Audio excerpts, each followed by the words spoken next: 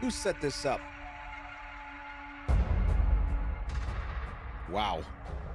What's going on, everybody? Ooh.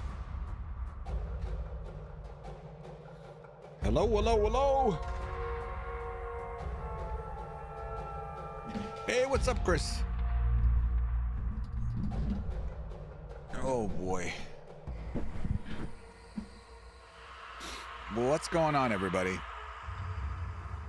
Wow. Okay. Wow.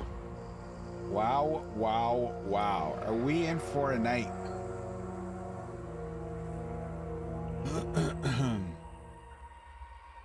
All right. Okay, we're gonna watch the live reveal 3.26 Secrets of the Atlas. I didn't get a chance to see all of it as usual. But I heard it's bonkers. I heard it's bonkers. I caught one clip of when Mark was saying, "We're back." It was at the end, actually. And I'm like, oh boy, this is gonna be good.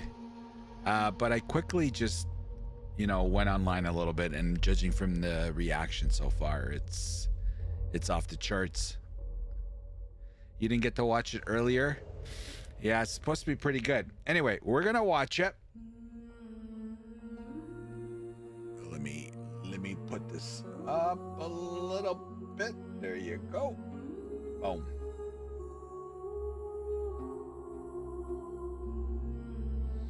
Okay, hopefully that's good. Hopefully that is good. What is going on with my taskbar? Oh, there it is. All right, let's, without further ado, let's get into it. Boom. Your total number of kills, deaths, and your KDR. What's going on? From Grinding Gear Games.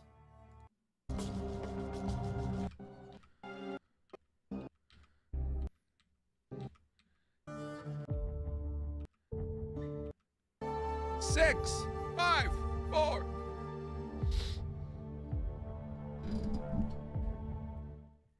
Hey, Isaac. Hi, I'm Jonathan Rogers from Grinding Gear Games. What's up, Jonathan? Today we're here to showcase a new expansion for POE 1. It's certainly been too long since we had one of these. Understatement. We had some struggles as a studio for a little while there. HW. We've got our shit together and we're back in action now. Path of Exile They got their shit together. Secrets of the Atlas is coming out 1 week from now on the 13th of June. And we're committing right now to a 4-month cycle for both POE 1 and 2. That means the next POE 2 League will be in August, and the next POE 1 League after that will be in October. Twitch drops are enabled on today's livestream, so you'll be able to claim your Skull of Undeath helmet skin by following the instructions below. Thanks for the follow. This Skull of Undeath will track and show your total number of kills, Yo, what's deaths, up, Danny? and your KDR. Just because Path of Exile isn't a first-person shooter doesn't mean this isn't important. Proudly or shamefully, link it to your friends or in global chat to show it off. And with that, let's get to why you're here. Secrets of the Atlas. You can search 1,000 worlds and still never truly discover who you are. Trust me. I should know. But now, I seek something more tangible.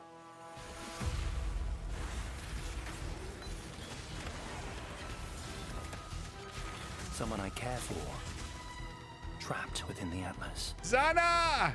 There she Reliving is. Memories made real. What have you done? Made grotesque.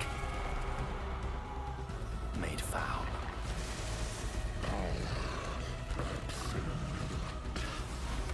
These manifestations must be destroyed. Their threads must be eradicated. I must have answers. We must find the originator. We must save my sister. Sister?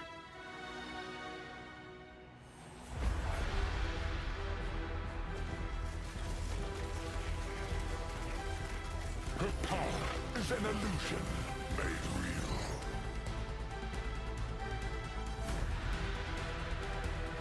Oh, King's March is back.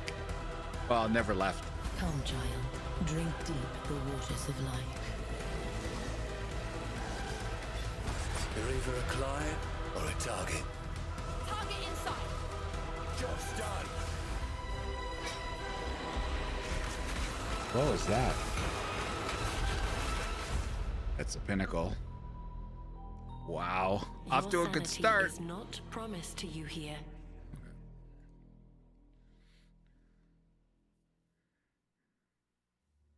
Hi, I'm Mark Roberts, Game Director on Path of Exile.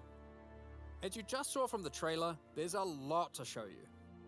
Today, we will take you on a deep dive into the new Path of Exile Secrets of the Atlas endgame update.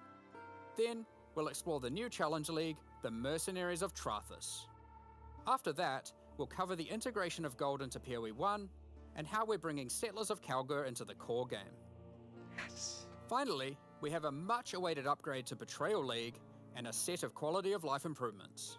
WASD. Then we'll wrap up by discussing our WASD. Boss Kill race event, showing you our new supporter packs, and ending with a live Q&A session where Ziggy D will ask Jonathan and I your questions from Twitch chat.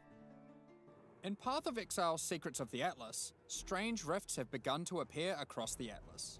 Okay. Zana has returned and appears to be trapped within.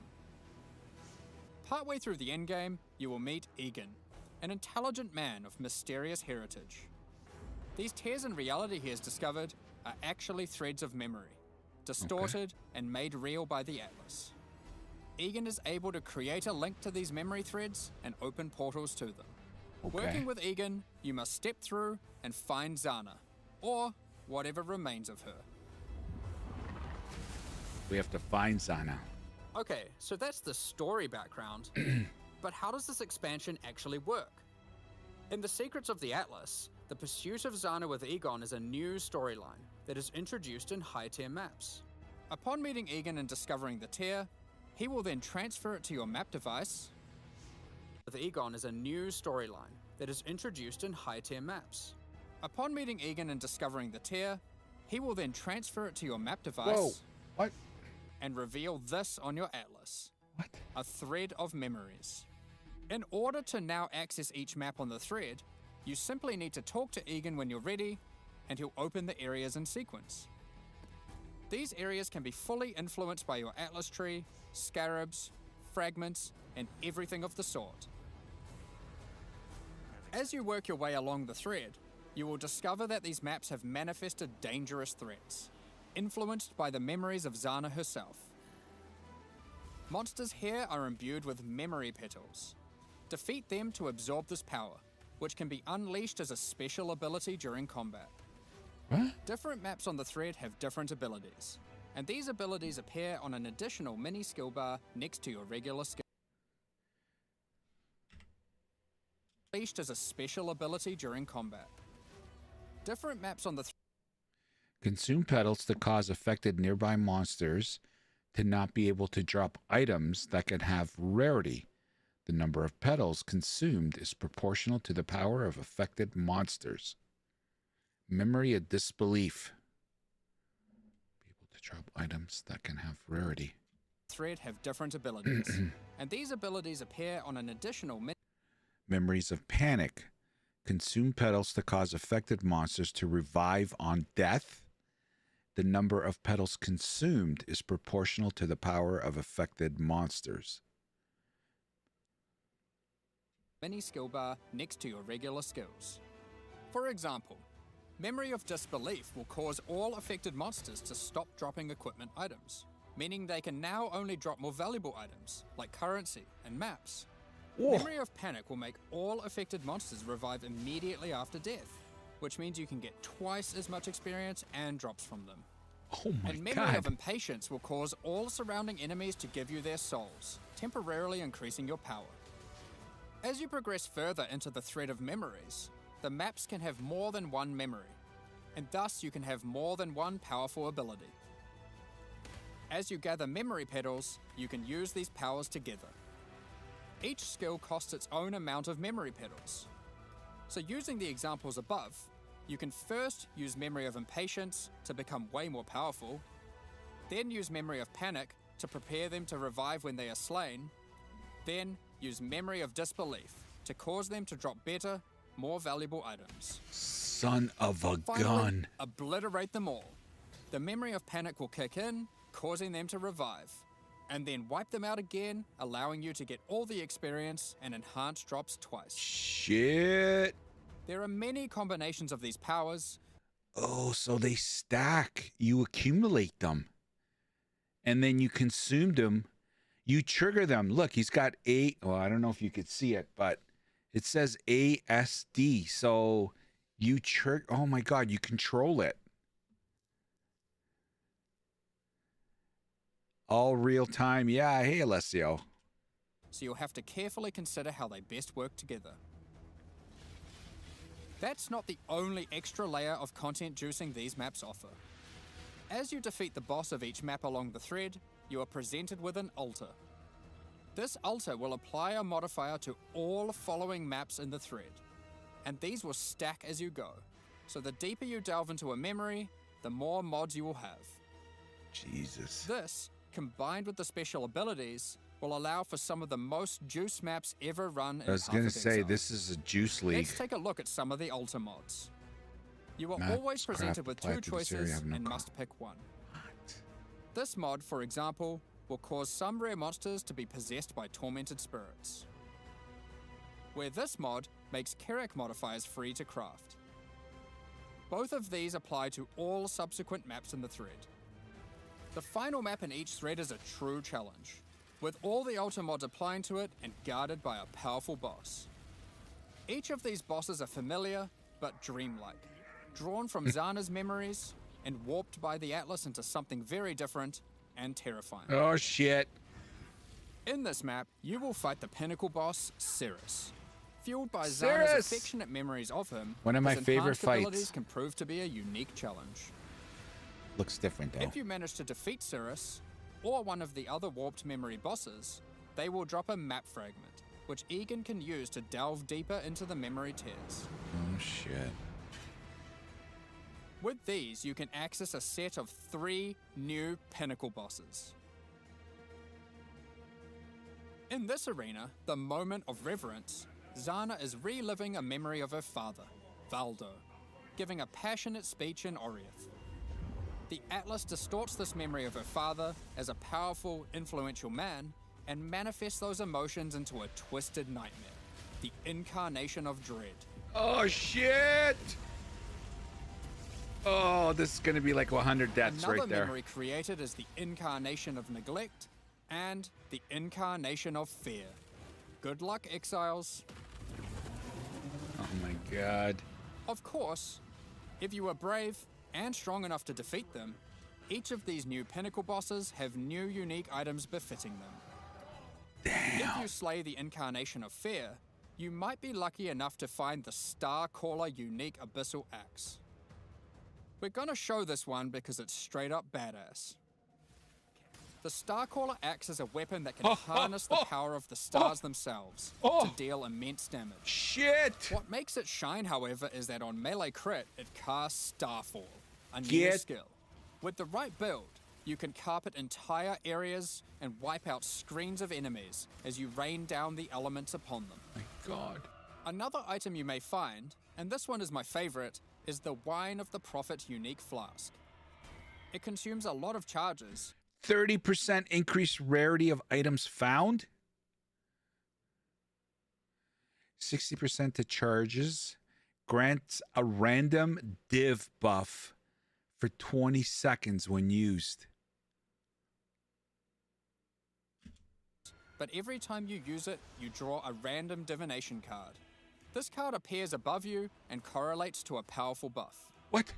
If you draw the Escape card, you'll gain increased movement speed. Or maybe you'll draw the Doctor, which will cause you to gain the modifiers of slain rares you kill.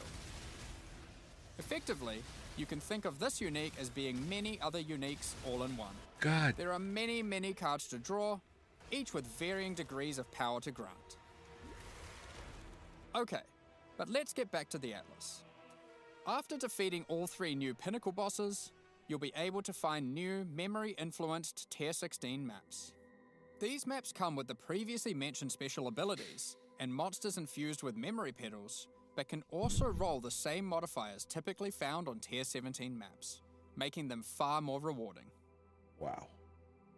With all these new memory maps comes a new item mechanic. Items in these maps can drop with memory strands, and will have a random amount up to 100. This does a few things. When you identify the item, it will increase the tiers of modifiers your item has. Generally speaking, the more memory strands, the better the item will be. On top of this, whenever you're crafting that item using currency orbs to replace or add modifiers, such as alterations, chaos, and so forth, it will consume some memory strands to make the crafted mods more powerful. Forge? The new pinnacle bosses also drop new crafting currencies, which can be used to manipulate the amount of memory strands on an item. The Orb of Remembrance will let you add memory strands to any normal equipment. So if you have your perfect base to craft on, and it doesn't already have memory strands, you can add some before crafting it. The Orb of Unraveling will consume all remaining memory strands on an item to randomly upgrade its mod tiers. This orb's effectiveness is based on the number of memory strands it consumes. The Orb of Intention can be used on memory influence maps to reduce item drops, but improve the chance to find items with memory strands. Holy shit. In the process of adding these new currency items, we realized something was missing. What? The Shaper and the Elder did not have their own Exalted Orbs. This has now been rectified. Both bosses now have Exalted Orbs, which can add their influence to an item. Zana was there from the beginning, when the Shaper Pinnacle fight was first added. She helped defeat the Elder, and she was a critical part of the Conqueror's storyline. Now, with all 6 influence types having their own Exalted Orbs, the cycle is complete. It's almost as if we could now do some sort of new, epic, unique item to interact with them. In other news, there of course has to be Atlas passive tree support for this new endgame content. Let's take a look at a few things we're adding. The Grasp the Past notable passive skill increases the chance for the amount of memory strands on items dropped in your memory influence maps to be lucky. This means it will roll the number of memory strands twice, keeping the highest value. By allocating traumatic experience, remembered kindness, or educated upbringing, you'll decrease the chance of finding memory threads that lead to specific bosses, meaning you'll have better chances at finding the memory threads you would like to run. This is especially useful if you want to target farm a specific boss because of its unique item drops. In sum, the secrets of the Atlas will have you questioning what is real as you attempt to free Zana from warped memories scattered throughout the Atlas. You'll fight new Guardian and Pinnacle bosses tormenting her, find crazy new Pinnacle uniques, combine and unleash memory petal-empowered skills, juice maps to new heights, and craft powerful new items.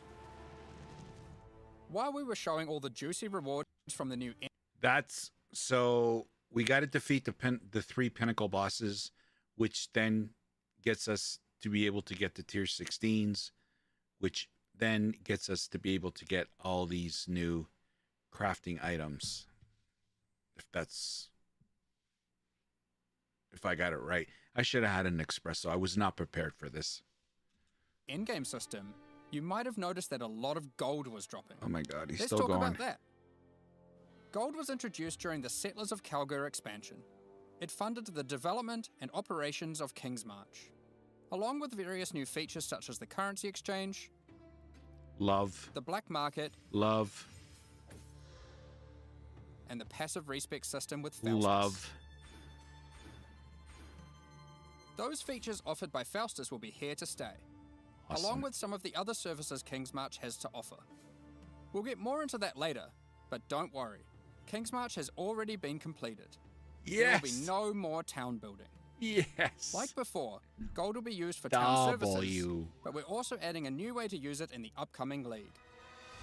It's time to talk about Mercenaries of Trathus. Here In we this go. league, you will meet veterans who have traveled all the way from the lawless cities of Trathus. Okay. They're ready to offer their sinister services, What? but not for free. You will encounter these mercenaries as you journey through Rayclast, one in each area. They have their own personalities and come with different builds, skills, and items already equipped. After meeting them, as per the Trathan Code, they will challenge you to a duel, a test of strength and conviction. Okay.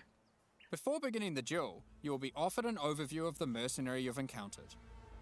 Here, you can see the gear they have equipped, the skills they employ, and any support effects augmenting those skills. You must now make a choice. Hire. You can hire their services, What does that mean? take one of their items, Okay. or exile them. What does hire mean? If you choose to hire them, for a gold cost, they will accompany you as a skilled combatant to assist you in fighting monsters throughout Rayclast. What? Once you've decided, you can begin the duel. This is a great opportunity to test them, as you don't want to be out of pocket with a useless rookie. However, they're testing you too. Oh They my also God. don't want to be working for an amateur. So, what items might they be using? Generally speaking, mercenary gear is more powerful than what you'd normally find from defeating monsters, as they've been crafting their items too.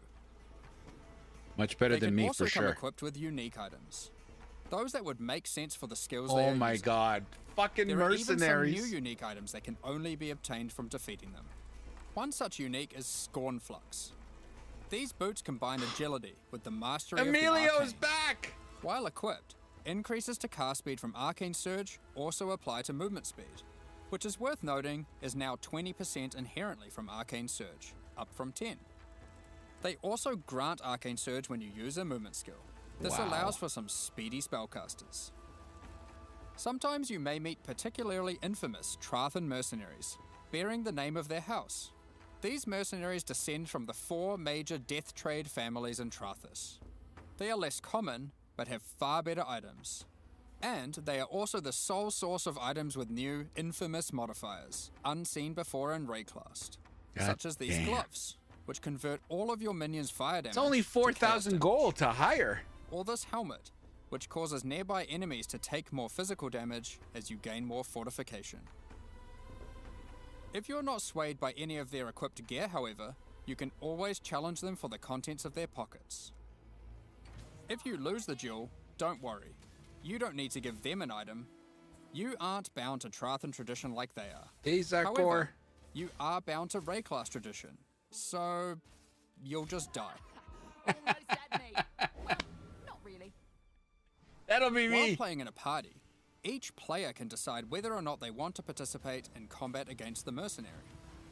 For each player that opts in, the mercenary gets more difficult. But if they're defeated, each player has a 50% chance to get a random reward, which is usually currency items from the mercenary's pouch. Okay. Nice. Alternatively, party members that opt out of the fight can spectate and cheer you on. Or they might wish for your demise, so they can pick up that allocated divine waiting off screen. Dead. Good. Hey, Zarkor. Thank you for the prime, man. 4 Let's say you months. won the duel. Thank like you, their items, Zarkor. and have Thank you, decided to brother. hire them. Much appreciated. What combat skills do they bring to the table? Each mercenary has an archetype.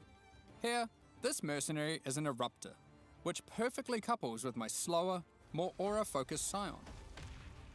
This mercenary is highly God aggressive damn. and will get a lot of benefit from the auras and buffs I provide. Oh my God. I can stop right here. I'm done. When I'm I'm playing in. a more Log aggressive in. character myself, though, I'll want a mercenary Holy with a bit more shit. resilience and utility. I've just run into a striker, who can spawn with Vigilant Strike. And if you're lucky, a very rare golden support that causes the fortify granted by his Vigilant Strike to apply to me as well. Oh. He will also frequently use Enduring Cry, taunting enemies off of me, and operating as a tanky frontline while I blitz off damage from the Oh my back. God. I want that tank. Sometimes when you fight a mercenary, you may notice the skills they're using are different from normal. For example, this sniper is using a Trathan version of Siege Ballista. If you're lucky, you will be able to select it as your reward when challenging them. Then defeat them, and they'll drop the Trathan gem as promised. POE 1 finally getting some love. You can only have one mercenary accompanying you at a time, but up to 3 total in your service. This isn't love, man. This The is other an 2 orgy. will wait patiently in town. Having varied options is useful, as there may be situations where you need specific backup, Wow. like a difficult boss fight. Holy crap, this is so Any good. of your mercenaries you have active or in your reserves, You can have upgrade their the equipment gear. replaced with items of your choosing. They don't level up, so you will want to be looking out for more skilled and more powerful mercenaries as you advance through the campaign. Oh, they and don't endgame. level up. If your mercenary falls in combat, you will need to return to town and spend some gold on healing supplies to get them back on This their is feet. only POE 1, yes. Then perhaps consider giving them some upgrades, if you think it's Looks deserved. good. Yeah, it looks amazing. I just wanted to clarify, mercenaries do not lose their equipment when defeated. Okay. If your merc buddy consistently fails you, you can just dismiss them and find a new, more resilient ally. Later, Emilio.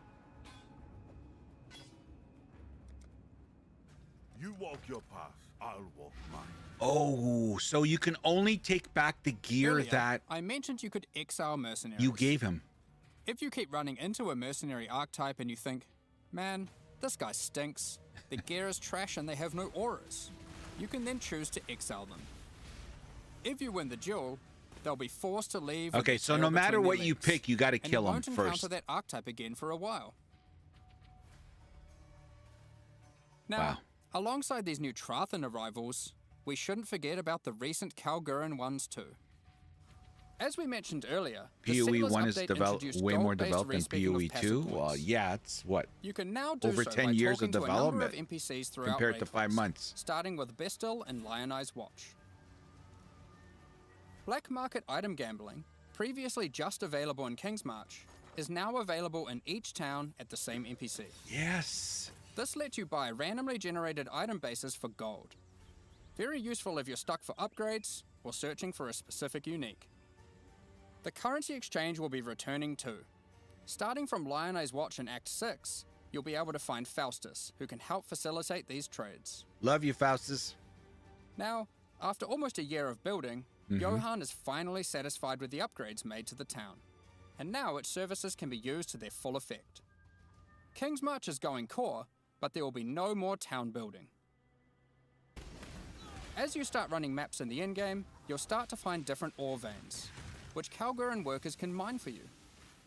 The shipping mechanic invites you to send these ores and crops to Karui and Kalguran ports, and they'll return rewards in You kind. talking about the RNG and By finding them, sending shipments, Alessio? you'll receive different items. But by sending to Karui ports, you will also receive tattoos, which can be used on your passive tree to change what stats they grant. Tattoos. The Kalguran ports will be sending back rune grafts, which is a new passive tree mechanic that replaces the runesmithing service previously offered by the town. These are similar to tattoos, but instead of replacing stat nodes, they replace a passive tree mastery node. For example, Okay. Runegraft of the Bound reduces bonuses gained from boots, but increases bonuses gained from gloves. Oh, of their loadouts. Runegraft Yeah. of the River has a chance to recover your life to full if you reach low life. And the Runegraft of Time, which has a chance for your cooldown skills to instantly recover from their cooldown. Jeez. Which I will note includes cooldowns on your triggers, just in case you wanted to trigger even more spells. There are many other rune grafts which cover a wide range of different builds and stats. Some are more common and others rarer. You can only use one of a given type at a time, but you can use them on any mastery on your passive tree, which can be particularly useful for off-class investment. Isla has continued to make modifications to the Recombinator. Uh-oh. She has developed a new method of recombination that you may recognize from Path of Exile 2. For those unfamiliar, this method allows you to decide which modifiers on the two input items you want to try merge together. They and it only has a showed success new chance you items. can They see. didn't show new skills. This method can result in the items So being don't know about destroyed. skills. However, it is a good option to use when trying to create items with fewer mods to use as crafting projects. Given the existing recombinating mechanic was very powerful for top-end crafting, we didn't want to remove it. We have kept it, and you can now choose to use it the old way or the new way. Oh. By letting fate decide, it will combine the two items randomly. There is no risk of destroying either item, but it will be less predictable. Nice. Good. Some people don't like the new way. As Settlers is now a core mechanic, we've also added Atlas passive tree support. For example, if you wanted to gather more Verisium ore, you could take this notable. Each ore has a similar node. Refiner's Bargain converts items dropped by possessed monsters into thaumaturgic dust, sulfite into random ores, and life force into random crops. Wow. We've also added a set of Kalguran scarabs, so you can add more ore deposits, increase the rarity of monsters that guard ore deposits to at least magic, or gather smelted bars from ore you mark instead of ores. To sum it all up, Kingsmarch is now a thriving town where you can employ a swath of workers to collect resources, refine ores, craft items, and run maps for you. Send shipments of resources in exchange for tattoos and rune grafts, using those to modify your passive tree to an extent never seen before. Crazy. Following on from that, I think regarding the Kalgor, I think that's going to be 50-50. Some people don't like the town. They don't like it. I personally like it. I think it's a W. The fact that we don't have to build it again. So I think it's great. Wow. Man, they're hitting it out of the park. we've also made a substantial rework to another important mechanic, betrayal. As a refresher, and to explain to new players, let's briefly explain what betrayal is. Yeah, please. Betrayal is a mechanic introduced in Act 9 and tells the story of Jun Ortoy and her investigation of the Immortal Syndicate. I cannot understand This this. is a mysterious group of exiles who can seemingly come back from death. You must help Jun to uncover their leader, the Syndicate Mastermind. Yeah. The Immortal All Syndicate the is cards organized into 4 shifting divisions. and oh my, yeah, here we go. Transportation, fortification, research, and intervention. As you encounter the Immortal Syndicate members, you'll gain intelligence for each of these divisions to discover the location of their leaders, tracking them to their safe houses. Defeating the division leaders at their safe houses will reward you with intelligence on the Syndicate Mastermind. In your journey to track down the Syndicate leader, you'll manipulate the members of the Immortal Syndicate to change divisions, form friendships and rivalries, and even banish them from the Syndicate for a time. Historically, after encountering and defeating the Syndicate Mastermind, the state of the Immortal Syndicate would reset, requiring you to start from the beginning of the investigation again. This has always been a difficult decision for players and can often feel bad. Do you fight the Mastermind for a chance at the special loot, or keep farming the safe houses that you've spent so long setting up? Well, in the Secrets of the Atlas expansion, we've split out the Mastermind to be completely separate from the core mechanic. The boss is now accessible through a new fragment that has a chance to drop from the safe house leaders at high levels. The Mastermind no longer resets the state of the Immortal Syndicate. You can now build your betrayal board to your liking, optimize it, do Mastermind fights, and reap the rewards without having to lose all your progress every time. The boss fight itself has also been improved, now with significantly fewer immunity phases and new rewards.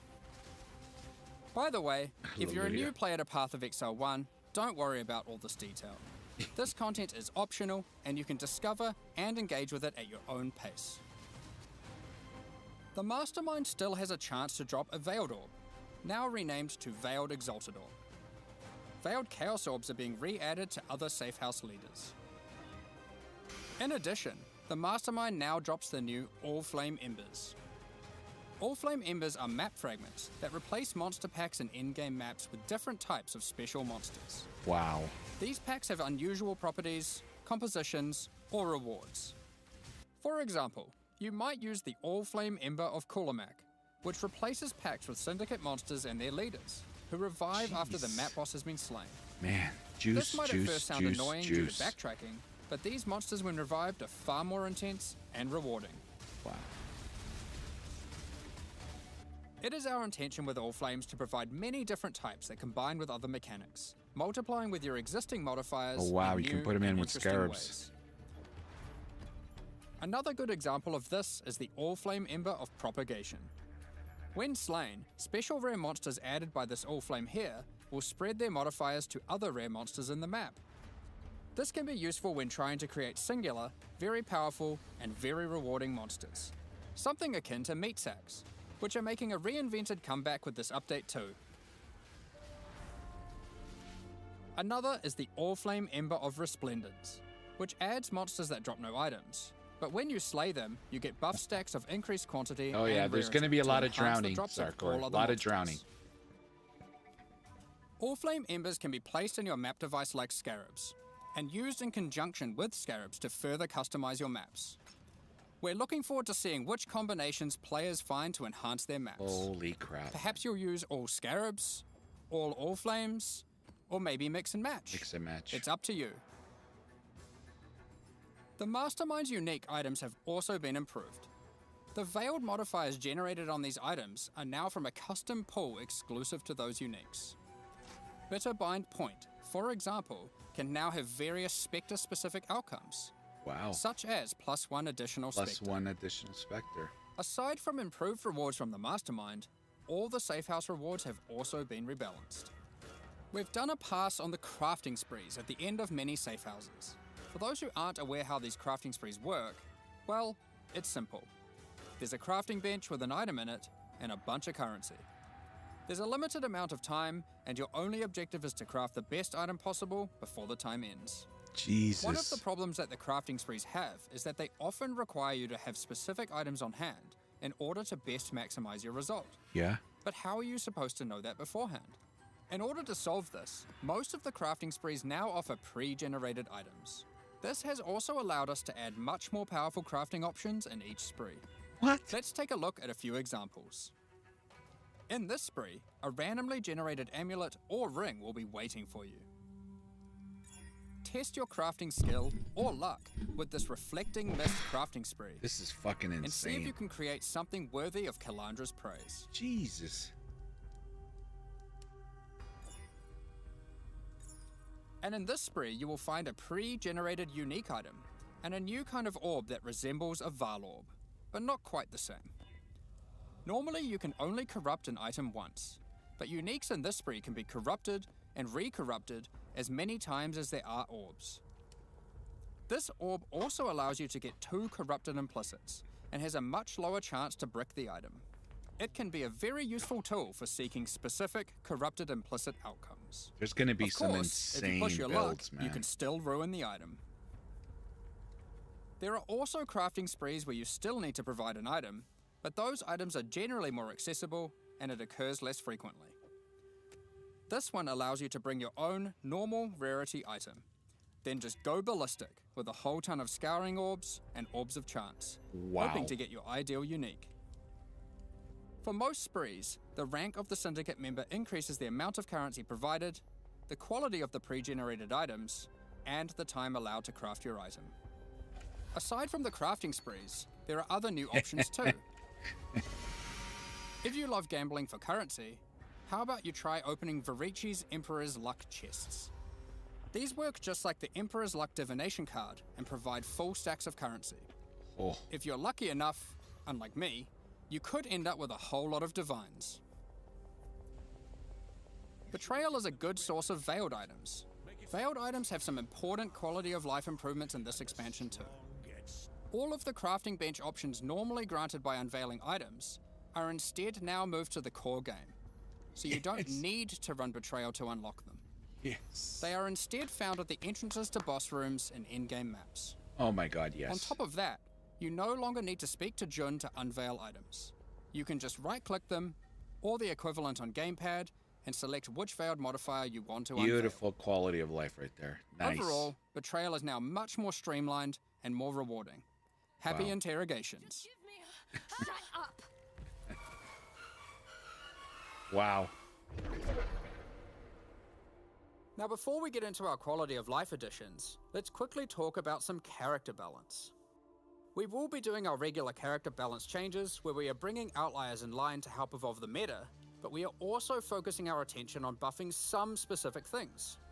This includes spellcasting supports that specifically enhance self-casting builds, channeled spells, adding new options to the Guardian, Berserker, Elementalist, Saboteur, and Champion Ascendancy classes, which include some favorites from some of the alternate classes from Legacy of Frisia, and buffing a whole bunch of transfigured gems that never really hit the mark.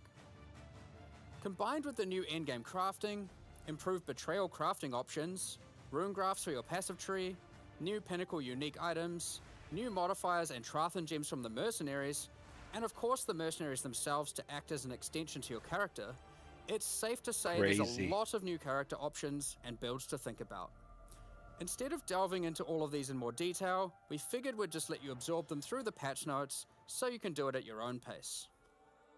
In the Secrets of the Atlas expansion, we've also added a lot of the quality of life features that we know you've all been asking for. A lot of these have already been posted, but let's take a look now in case you missed any. You can now pause the game at any time by pressing escape to open the menu, or by opening any full screen interface, like the passive tree. You'll also be paused if any lag is detected or if you disconnect. It's worth noting that in certain Pinnacle arenas, a debuff will be applied to you that prevents you from pausing. We're also making a change to how you use currency items on strongboxes and monsters imprisoned in essences. Based on the currency in your inventory and the state of the strongbox, these buttons will appear. Valuable currency like divine orbs have been excluded from this as it would often be wasteful to use in this context. The same applies to essences with the remnant of corruption currency. Orbs of Horizon have been updated. They can now re-roll your Elder and Conqueror Guardian maps. Doing so will re-roll the base map and the Guardian of that map. The map device now has a small additional inventory. This is particularly useful if you're rolling many maps to run in sequence. Nice. Or if you want to use varying amounts of scarabs or other map fragments. During breach encounters, all the splinters will be automatically collected and dropped at the end of the breach. On gamepads, we have separated the targeting of monsters and non-monsters, so you are able to target them independently. This removes a bunch of frustration when you are trying to interact with objects in the world and monsters are nearby. You no longer have to kill all of them first. Vendor windows will now remember your last search. Nice. This is remembered until you log out and is remembered on a per NPC basis. The amount of characters you can type in the search field has also been increased.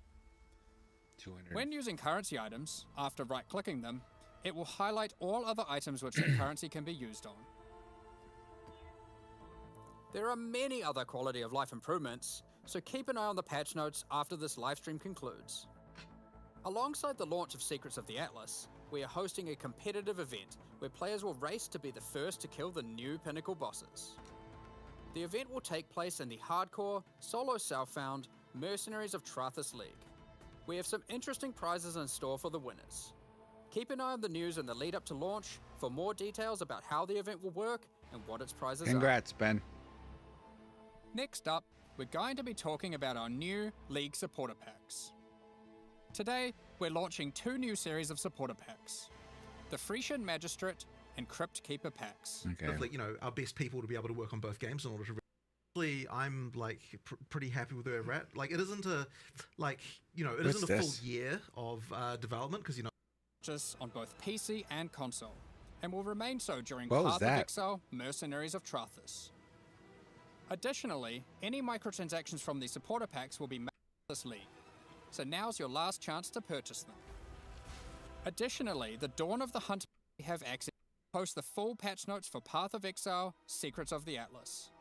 With release at the end of next week, our community team will be posting crucial information you'll need for the release. Keep an eye on the news. Thanks for joining us today and checking out our latest developments. We're looking forward to dueling mercenaries, fighting new Pinnacle bosses in the endgame, and exploring the new crafting systems and character builds next week. We'll begin the Q&A shortly, so please get your questions ready.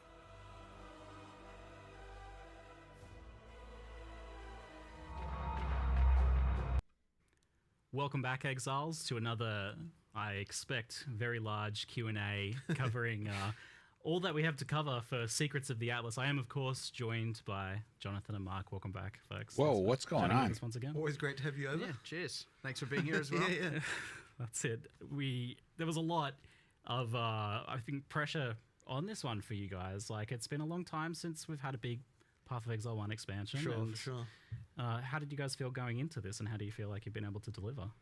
I mean, honestly, I'm like pretty happy with where we're at. Like, it isn't a like it isn't a full year of development because obviously POE 2 disrupted things a bit. But the main thing is we're kind of back in action now. We've we've worked out the model for how the studio can function doing the stuff, and ultimately what it required is kind of like merging the teams back together, kind of having everything so that like everyone's able to work on both games, not necessarily simultaneously for a given person, but effectively we need sort of like our best people to be able to work on both games in order to really make sure that they're good.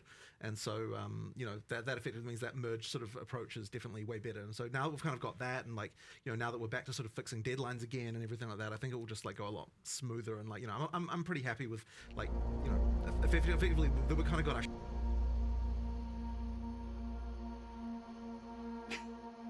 Okay. That sucks. Oh, they got 2 video. Oh, okay, that's okay. So this must be the Q&A here. I did ask the question that after nearly a year since the last major Path of Exile release, Here we go. like there's a fair bit of pressure on this one to be something pretty major, but also to show that you guys still love and care about Path of Exile 1 and have a future for it. They delivered. Yeah. So, as I was just saying, like I feel like we've kind of finally got our shit together as a studio now, as I said in the intro. So we've sort of changed our approach. We've like we've merged the development teams back together. We've kind of got everyone on one floor in the middle layer, like all the developers. And now we're kind of making it so that we're effectively moving people backwards and forwards from POE 1 and 2 sort of like as needed. And that's definitely a much better structure for us because it just means that we get, like all our best people can work on, whatever game needs it right now. We've always worked well with like kind of the fixed in the past, sort of with the fixed deadline model where it's like, we have a fixed deadline, but if we, and what's in the patch depends on what's ready by the time we get there, and I think that's just going to result in a much better experience for players. And so now that we've kind of got that, I mean, this really represents what we can deliver sustainably, what we can deliver in 4 months, and so we'd expect to see this kind of like amount of content every 4 months, as we go forward, and for POE 1 and 2 as well. So now that things are back, I would say like we're kind of back in our stride again. Things should go a lot smoother from now. In sum, we're back. We're back. Yeah. Thank goodness we're back. I did feel like that. I feel like the reception's been very positive so far, and I've been having a bit of a chance to play around with mercenaries, which are exceeding my expectations in terms of like how fun and powerful they are. I feel like you guys have made them really powerful too. So we've honestly been talking about making a mercenary for like probably 5 to 10 years. Like it's been one of those things. You've been telling me about it for years. Yeah, exactly. It came up with the POE 2 Rogue Exiles. Came up during Settlers League. I mean, that's just the recent. I mean, a year ago, within the last year stuff. You guys baited me pretty hard because last league you put out this system where you have these exiles that you send out on maps, and I'm like, oh, we're gonna gear them and all this stuff, and it's like, oh, I can't wait. That's what I've always wanted. And then it wasn't that, and I'm like, oh, now you're never gonna do that because you did this instead. And then literally next league, you do the mercenaries finally. So was it like waiting on something? Was there something that needed to happen there?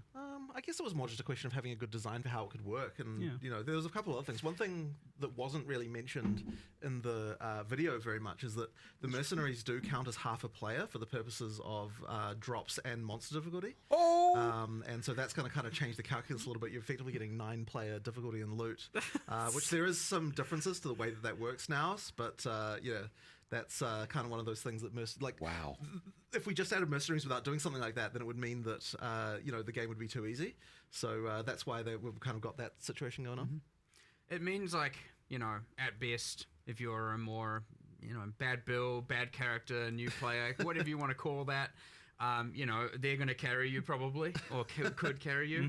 And at worst, if you're, the power of 10,000 gods and have infinite everything and screen coverage and DPS, then they're just boosting your loot, right? So there's a flaw there on either side that is just going to be beneficial to every single player. So it sounds like absolute beautiful chaos, like 6-player party plus 6 exile mercenaries. Our initial design had it that you could have up to 6 players, or 1 player and well, I guess 3 players and 3 mercenaries. You know, it was like a mercenary takes a player slot is what we initially. That was had. the initial way to think about balance, but I think it wouldn't have been nearly as good because like ended up you want going the away mercenary to from be part of your build to kind of feel like it's actually Yeah. you know because Are you know, you it comes telling- with like auras and things like that. Like Oh, effectively shit. that all becomes part of your build at that point. So it's kind of Are you important that telling- you don't have to sacrifice that when you're playing in a party Yeah, with and other it people. didn't want to Shit. have the thing of like, Are you telling me there's a possibility of these players that play in groups?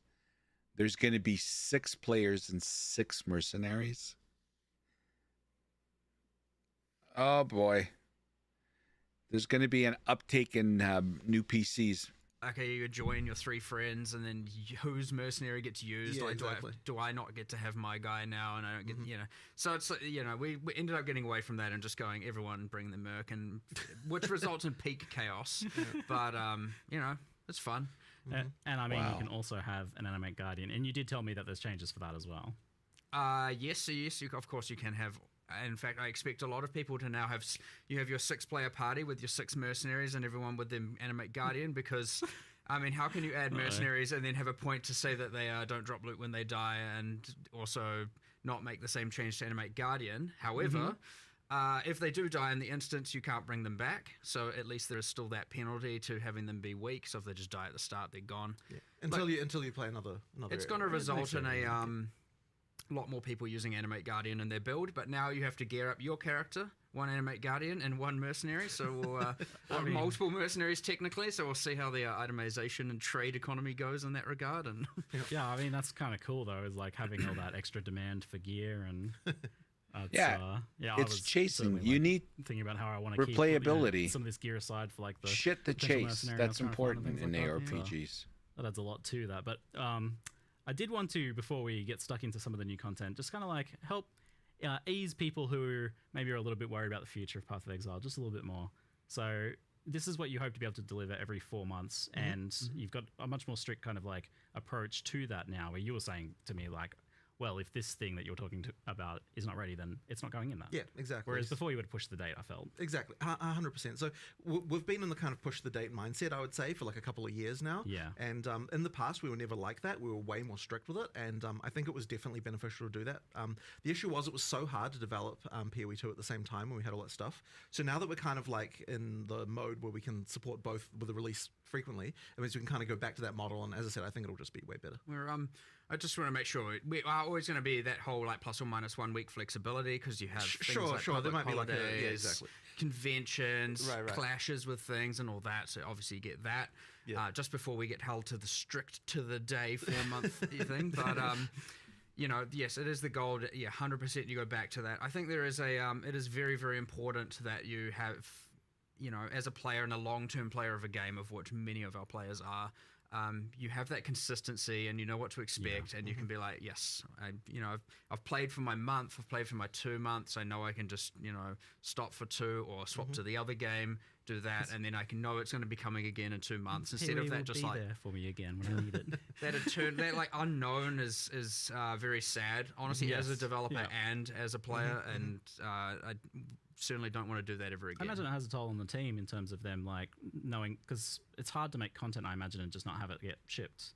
Like, because it's the dates I being mean, pushed out. Or... it depends on the person. Some people Yeah. kind of like actually prefer that more. Some people do really like the deadlines. It's honestly a variety. Yeah, okay, a bit of a mixture. And you mentioned blending the teams together. That's like a big change, whereas before you were explicitly trying to separate them, and there was the question of like, well, there's problems with that, right? Yeah. Well, so I mean, we had problems when they were blended originally, like years ago, where POE 2 wasn't getting like, you know, it kind of wasn't working because that deadline was so far out that it kind of works. So we had to split the team to get POE 2 shipped at that point.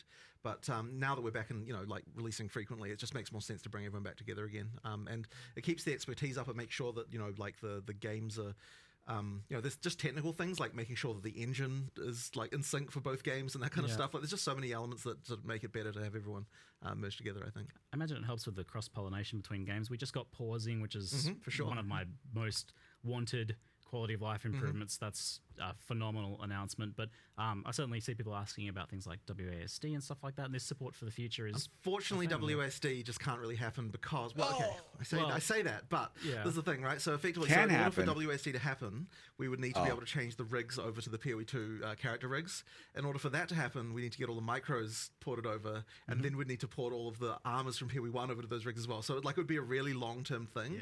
There might be a world one day where that can happen, but it's certainly a long process to get that done. Sounds long do you envision term. a situation where Path of Exile 1 is like warrants that sort of massive effort in a year or two or something like that? Once we've got all the microtransactions ported, which we're doing anyway, then it wouldn't be like so bad. I mean, it would be a lot, but not like not like completely unreasonable. So it's a thing that could happen, but yeah, it's a lot of database that stuff, feature. Chris? So the main reason to do it isn't even for WSD. It's because we've been pretty unable to make new combat animations for PoE 1 for so long due to all of the problems with the rigs. So if the main reason to do it would be that we can make like new actual melee skills properly again. That would be the reason. So I mean, hopefully we can get to that. It's just it'll take a while though. A lot of the skills you'd notice, and if people have been playing PoE 1 for years, any of the new skills we add often just reuse the same animations. Exactly. And they're not exactly the most modern things in the world. Not so much you can do with it now. You don't get to do the... So it sounds like PoE is so behind as far as animation, complexity, and the builds and stuff. Wow. Shit, man. WASD, that's going to be a while then. Damn. Cool custom flurries with like your swords and combos and all that kind of stuff, and I mean, you still obviously have Cyclone, where you just spin in a circle, and if you remove all the effects from that, you're literally just on a pivot doing this. It looks a little bit silly, but I mean, I am keen to do it though. Like it's just it'll take a while. Yeah. It's I feel like I notice the kind of an increasing disparity between like the bosses in PoE 1 kind of like pushing further ahead because you have a bit more freedom, I guess, to use more modern. Well, the bosses are new, new content, right? So they get to just and the engine's the same, so you get to use all the modern tech for completely new content. So they're looking like better and better and better. But the players. See, this is what I was saying on many videos ago, that the two games are so gonna feed off each other so much, and that only means good things for both games, and for Path of Exile, for a game that's been out as long as it's been out, no matter how remarkable Grinding Gear Games has done keeping the game interesting and on the top in with their player base, creating all these amazing leagues, and it looks like this league is going to be crazy good. The mutual benefit of these two games is just going to be unbelievable. And we're already starting to see a little bit of it. Is kind of staying a bit behind. Yeah. So don't need to rig anything to the bosses. They don't need to equip 10,000 microtransactions, thankfully. So that's a unique challenge for you, but it seems like you've got a plan of kind of like how to approach it potentially. Sure. Yeah, all right. So while we're on this kind of like frank discussion, is like something that people often have been mentioning is this idea that like maybe they love Path of Exile 1, but they're not that interested in Path of Exile 2. And they maybe feel like their money when they buy a supporter pack for Path of Exile 1 is going to a company that's developing both games, and one of those being something that they're maybe not that interested in. Right. Well, I mean, like ultimately, like now that we're kind of in the shared model, like it's kind of, it doesn't really, it's sort of hard for us to say, like, that like money goes to one particular team or another. Like it doesn't really work like that because we're all merged. The main thing is just to understand is that when we're in PoE 1 development mode, then PoE 1 takes precedence, and like any resource that it needs, like there's not going to be we can't do this because PoE 2 needs it. And when we're in PoE 2 development mode, it's like, it's the opposite of that, right? Where like we've got that sort of going on. So there's always going to be people working on each game like all the time, but it's like if one's going to come out soon, that one is getting all the attention. And so like every resource that PoE 1 could possibly need for this expansion was moved to it, to make that happen. Yeah, I got to see that firsthand walking around. It was like 95% of people working on PoE 1 right now. Right, in this moment because it's in the last week. But but it's kind of variable. Like, I mean, if you look at things like I mean, you've probably got a better idea of the breakdown. But it's like how much of the VFX team was working on PoE 1 versus 2 in like the last, the whole all but one is currently on PoE all but 2. I guess that doesn't really make sense. They don't know how many. So 80% of the team is on POE 1 right now. Yeah.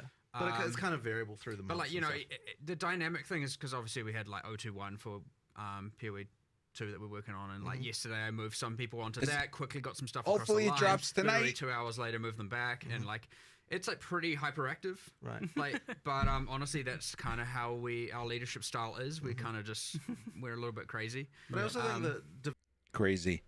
If they can change the camera angle, just like in POE 2, if they did that, I don't think I'm going to go back to POE 2. It's like a competition, POE 1 versus POE 2. Well, I have to say, there's a lot of noise around that where, you know, the Path of Exile 1 players are saying, don't bring anything of POE 2 over to POE 1 and vice versa, right? I think that's personally hogwash, like whatever. Like I don't get this. I just don't understand why people have that angle. If you enjoy Path of Exile 1, just play it. And you don't like POE 2. Grinding Gear Games is going to do what they're going to do. They listen to they take feedback and they'll either adopt it or not, or, you know, use it in some way and make it their own or not. Like, that's just the way it works. I don't think Grinding Gear Games takes a lot of the ideas that they hear from their player base. And, you know, like if like 70% of things that are said, they're like, okay, let's do it. You know what I mean? I don't think it's that high, but who cares? Like, enjoy both games, enjoy only one game, whatever. But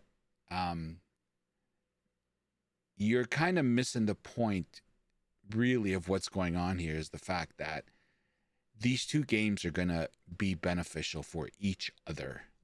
And that doesn't mean, oh, PoE 1's going to benefit because PoE 2 is they're going to bring stuff over from PoE 2.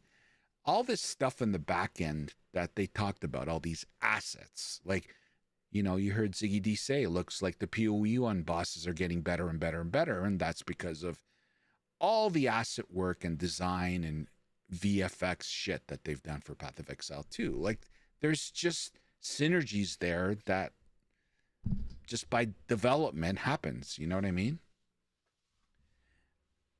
I think all is good in PoE 2 will come in PoE 1, and that's good. GGG's different than Blizzard. Blizzard hates Diablo 2. GGG loves both games, but they will get, and they will, yeah, that's a good way of putting it, Isaac. You're absolutely right. Yeah, like, to me, Blizzard is dropping so much on the table with, you know, not reinvesting in Diablo 2. But I know why they're not doing it. They don't have the, I was going to say something. They don't have the resources. Let's keep it above board here. They don't have the resources. And I'll stop there. But yes, you know, I think Grinding Gear Games is passionate about both games. You know, PoE 1 made them, put them on the map. How can you turn away from that? You know what I mean? Why would you turn away from that? Why? You got two money machines. That's crazy. I never understood the logic of people coming here and telling me, you know, PoE 1 is going to be dead in 3 years. What? Like, look, anything can happen. PoE 2 could be dead in 3 years, you know, PoE 1. But I doubt it. Like, history shows these guys make good games. You know, of course, people will throw in my face, well, Path of Exile 2 is not good right now. Well, they dropped the ball, but they're going to fix it.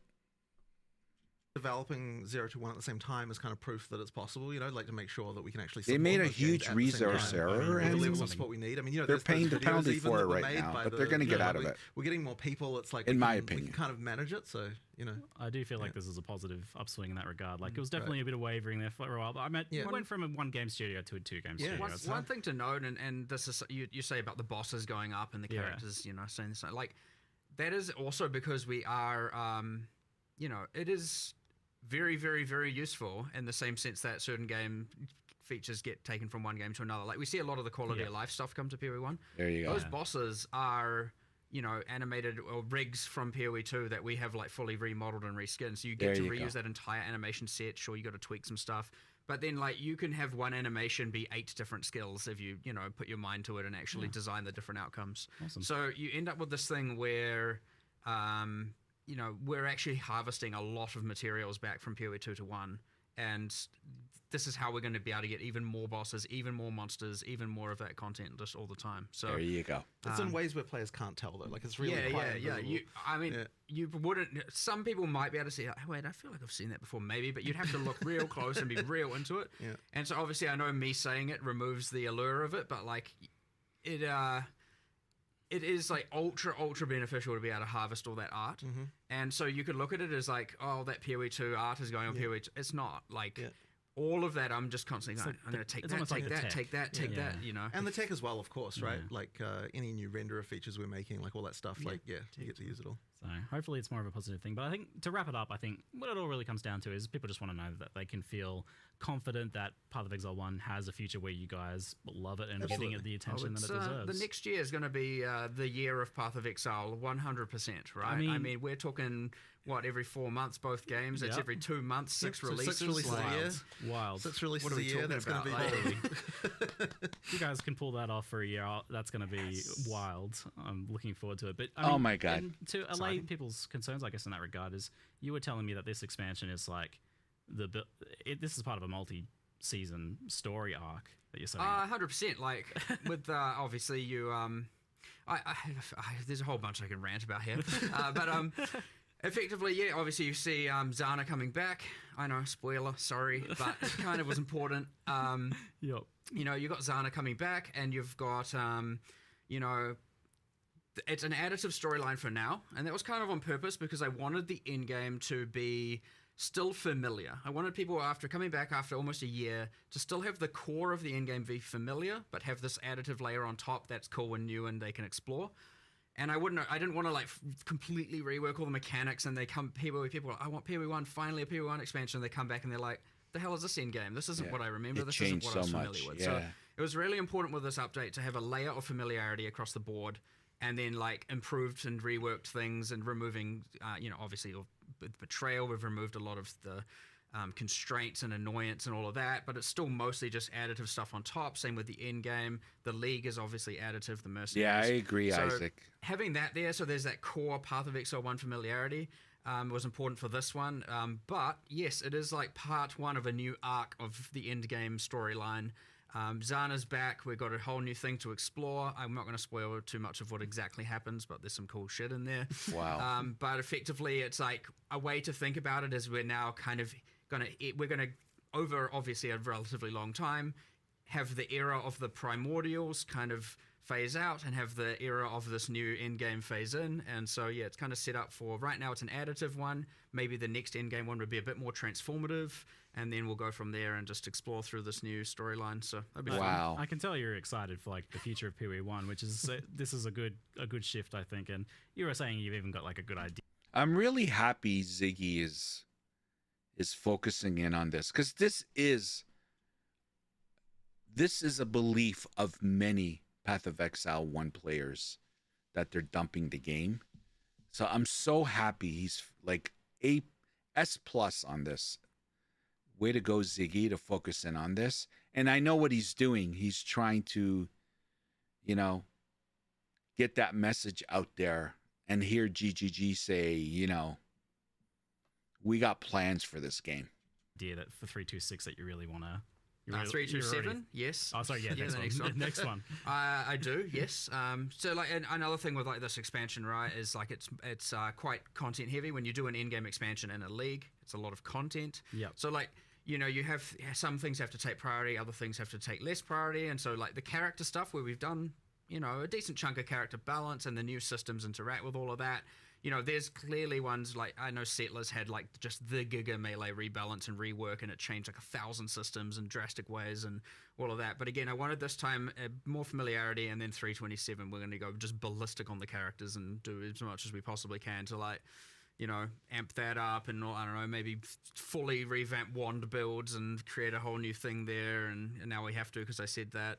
But, that kind of stuff. So yeah, obviously you have ones that are more content centric, ones that are more character balance centric, and different focuses like that. So this one, content in game.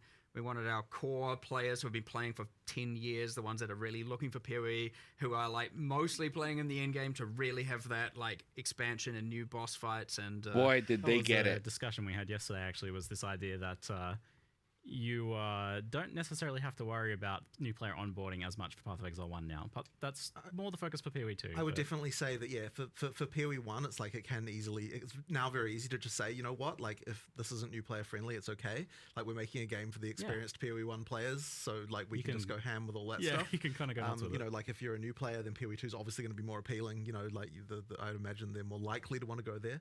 But of course, PoE 1's still, you know, like it's still a like we're not going to throw that away completely, but it's like certainly in terms of the focus of the content, like a lot more sort of in-game stuff, you know, the pinnacles obviously and things like that. Like this is stuff that appeals to someone who actually is able to get to that content. So you know, yeah.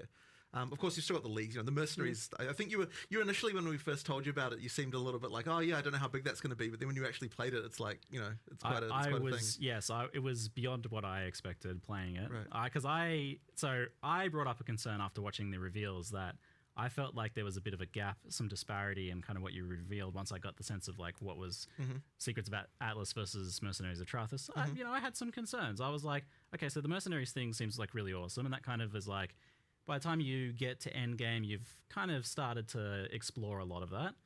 And, you know, there's still more progression beyond that, but that's like, it's not necessarily like a ton of new content for that mechanic beyond that. And then you've got this new Secrets of the Atlas system, which starts at tier 14. It's very endgame pinnacle content focus. So I'm like, it feels like there's kind of a gap there between tier 1 and 14. But you mentioned yesterday after that discussion that maybe you've changed it. I initially was like, you know, people are coming back after a long time.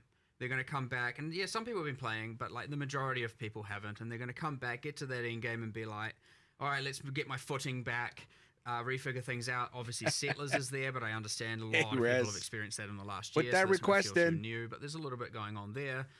You've obviously got Betrayal, and then yes, we have our whole like certain scarabs up, certain scarabs down kind of balance, which I will note, by the way, only a portion of which will be in the initial set of patch notes. We'll have a more scarab changes coming soon. Patch note expansions to be announced. People who, ideally our PoE 1 players know by now, we get a little bit feral and we just go to the end. We go till Friday of the release date for our balance changes, so not everything is there, but a lot of it is. You know, there's all those changes, and I thought, yeah, it's all good. What we'll do is aim for the people who really want new pinnacle fights. Like, when we added the tier 17s, they were a bridge between pinnacle and uber pinnacles. So they weren't even the kind of highest tier of difficulty in the game. And you could argue these aren't either because they're pinnacles, but they are a step above the existing pinnacles. They are a bit harder. That being said, of course, just to clarify, there is a quest version of them where it is you get to tier 14s and you will find them deterministically and get through all three of them. Just for the narrative, you get to explore all that. They're easier balance. And then you get into farm mode where you get the true rewards and the true, you know, difficulty test. But yeah, as you pointed out, I thought that'd be all right, and then you did raise your like, but what about between tier 1 and 14? It's not going to feel very new, and it was like, yeah, where's the content? Yeah, fair enough. So yeah, we made some changes, of course, and as much as now in the live stream it says we're introducing it at high tier maps, that is where the story is introduced, so to speak. But we're now adding a bunch of trickled stuff beforehand, all the way from like tier 3 maps, where you're now you're finding those memory influence maps, or the influence by the originator, as it said. You're getting the memory strand items, which are very useful for actually finding good item drops and crafting as you're going through the in game, and so you're getting that all the way through. And nice. Then, once you get to the higher tier maps is when you get into the actual pinnacle storyline with the new 3 pinnacle bosses. So yeah, I mean, look, straight up, it was just like what we thought was good oversight, but like, this is always what happens. I think even Jonathan mentioned earlier is that often, when we have these podcasts and interviews, it's just like half the time we end up discussing stuff that we're then going to go and change the day after or the day of, and that's exactly what I feel we like end up something always doing. comes out of the Q&A. You usually do some sort of live development during these, which I love. mean, there's so much that like to not and happening so rapidly and coming together very much, all together at the end. It's impossible to really have your eye on everything and not miss like some things.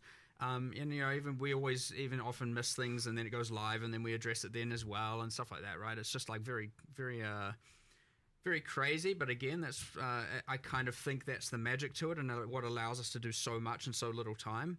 But it is also the thing as well that's going to result in the 6 expansions coming in the next year for the combined games. So yeah. So now, like the state of it looks like veteran players are going to be exploring the mercenaries as they're leveling up. They're going to be going into the end game and kitting out, trying to find their ideal mercenaries, gearing them up, swapping them around, starting to interact with memory packs of enemies that drop memory influenced maps, that drop memory influenced items that they can craft. Which I'm excited about that as like a progression, that crafting system with the boosted craft. And that was, you mentioned like a way of kind of getting the tiering system into Path of Exile 1. The initial idea there was like, how can we get the tier 2, tier 3, tier 4, tier 5 item drops from POE 2 system into POE 1? And it was like, well, why don't we just do it in the new in-game system? And then we're like, well, we can have more granularity. It can go all the way from 1 to 100. There's not really much point not. And so you're finding better items. Like every time you pick up these items, it could have a set of full tier 1 modifiers. So that was the initial goal. And then, it was like, well, may as well. Like the crafting orbs can just consume it as well. Now it's worth getting into that specifically. The basic crafting orbs all consume it. And right now, like, we don't have fossils and harvest and stuff do it, but it is our intention to implement that. But it's a bit scary. There's some OP there for sure, but I really like all those systems interacting and interweaving. Please. Now, what we're finding right now is that you actually do that crafting first, then you consume the memory strands for like the final exalts and final applications. And that is something that is happening internally, and you're getting some pretty insane outcomes there to guarantee like a T1 mod on your final exalts and stuff like that. But yeah, if we were to do it the other way around, you'd probably end up having it be very much using all those systems. So before we turn that on, obviously we're going to review every single thing and make sure we're definitely happy with everything, because it is a very complicated web of craziness. Actually, that was a question I was wanting to ask, was like, how do you even make new crafting systems for PoE1 at this point? Like with all the various intricate, do you just kind of like make it and you just cross have your to fingers? you just have to effectively just take the chance and just come up with what you can do, because if you worried about literally everything, you'd never make anything. So you have to on some level. But it's the same with uniques. It's the same with new character systems. There's so many variables that you kind of just like, here's a thing. Let's see what happens. Yeah. Oh. Yes, exactly. That's kind of broken. Great. It's fun though. It's just fun.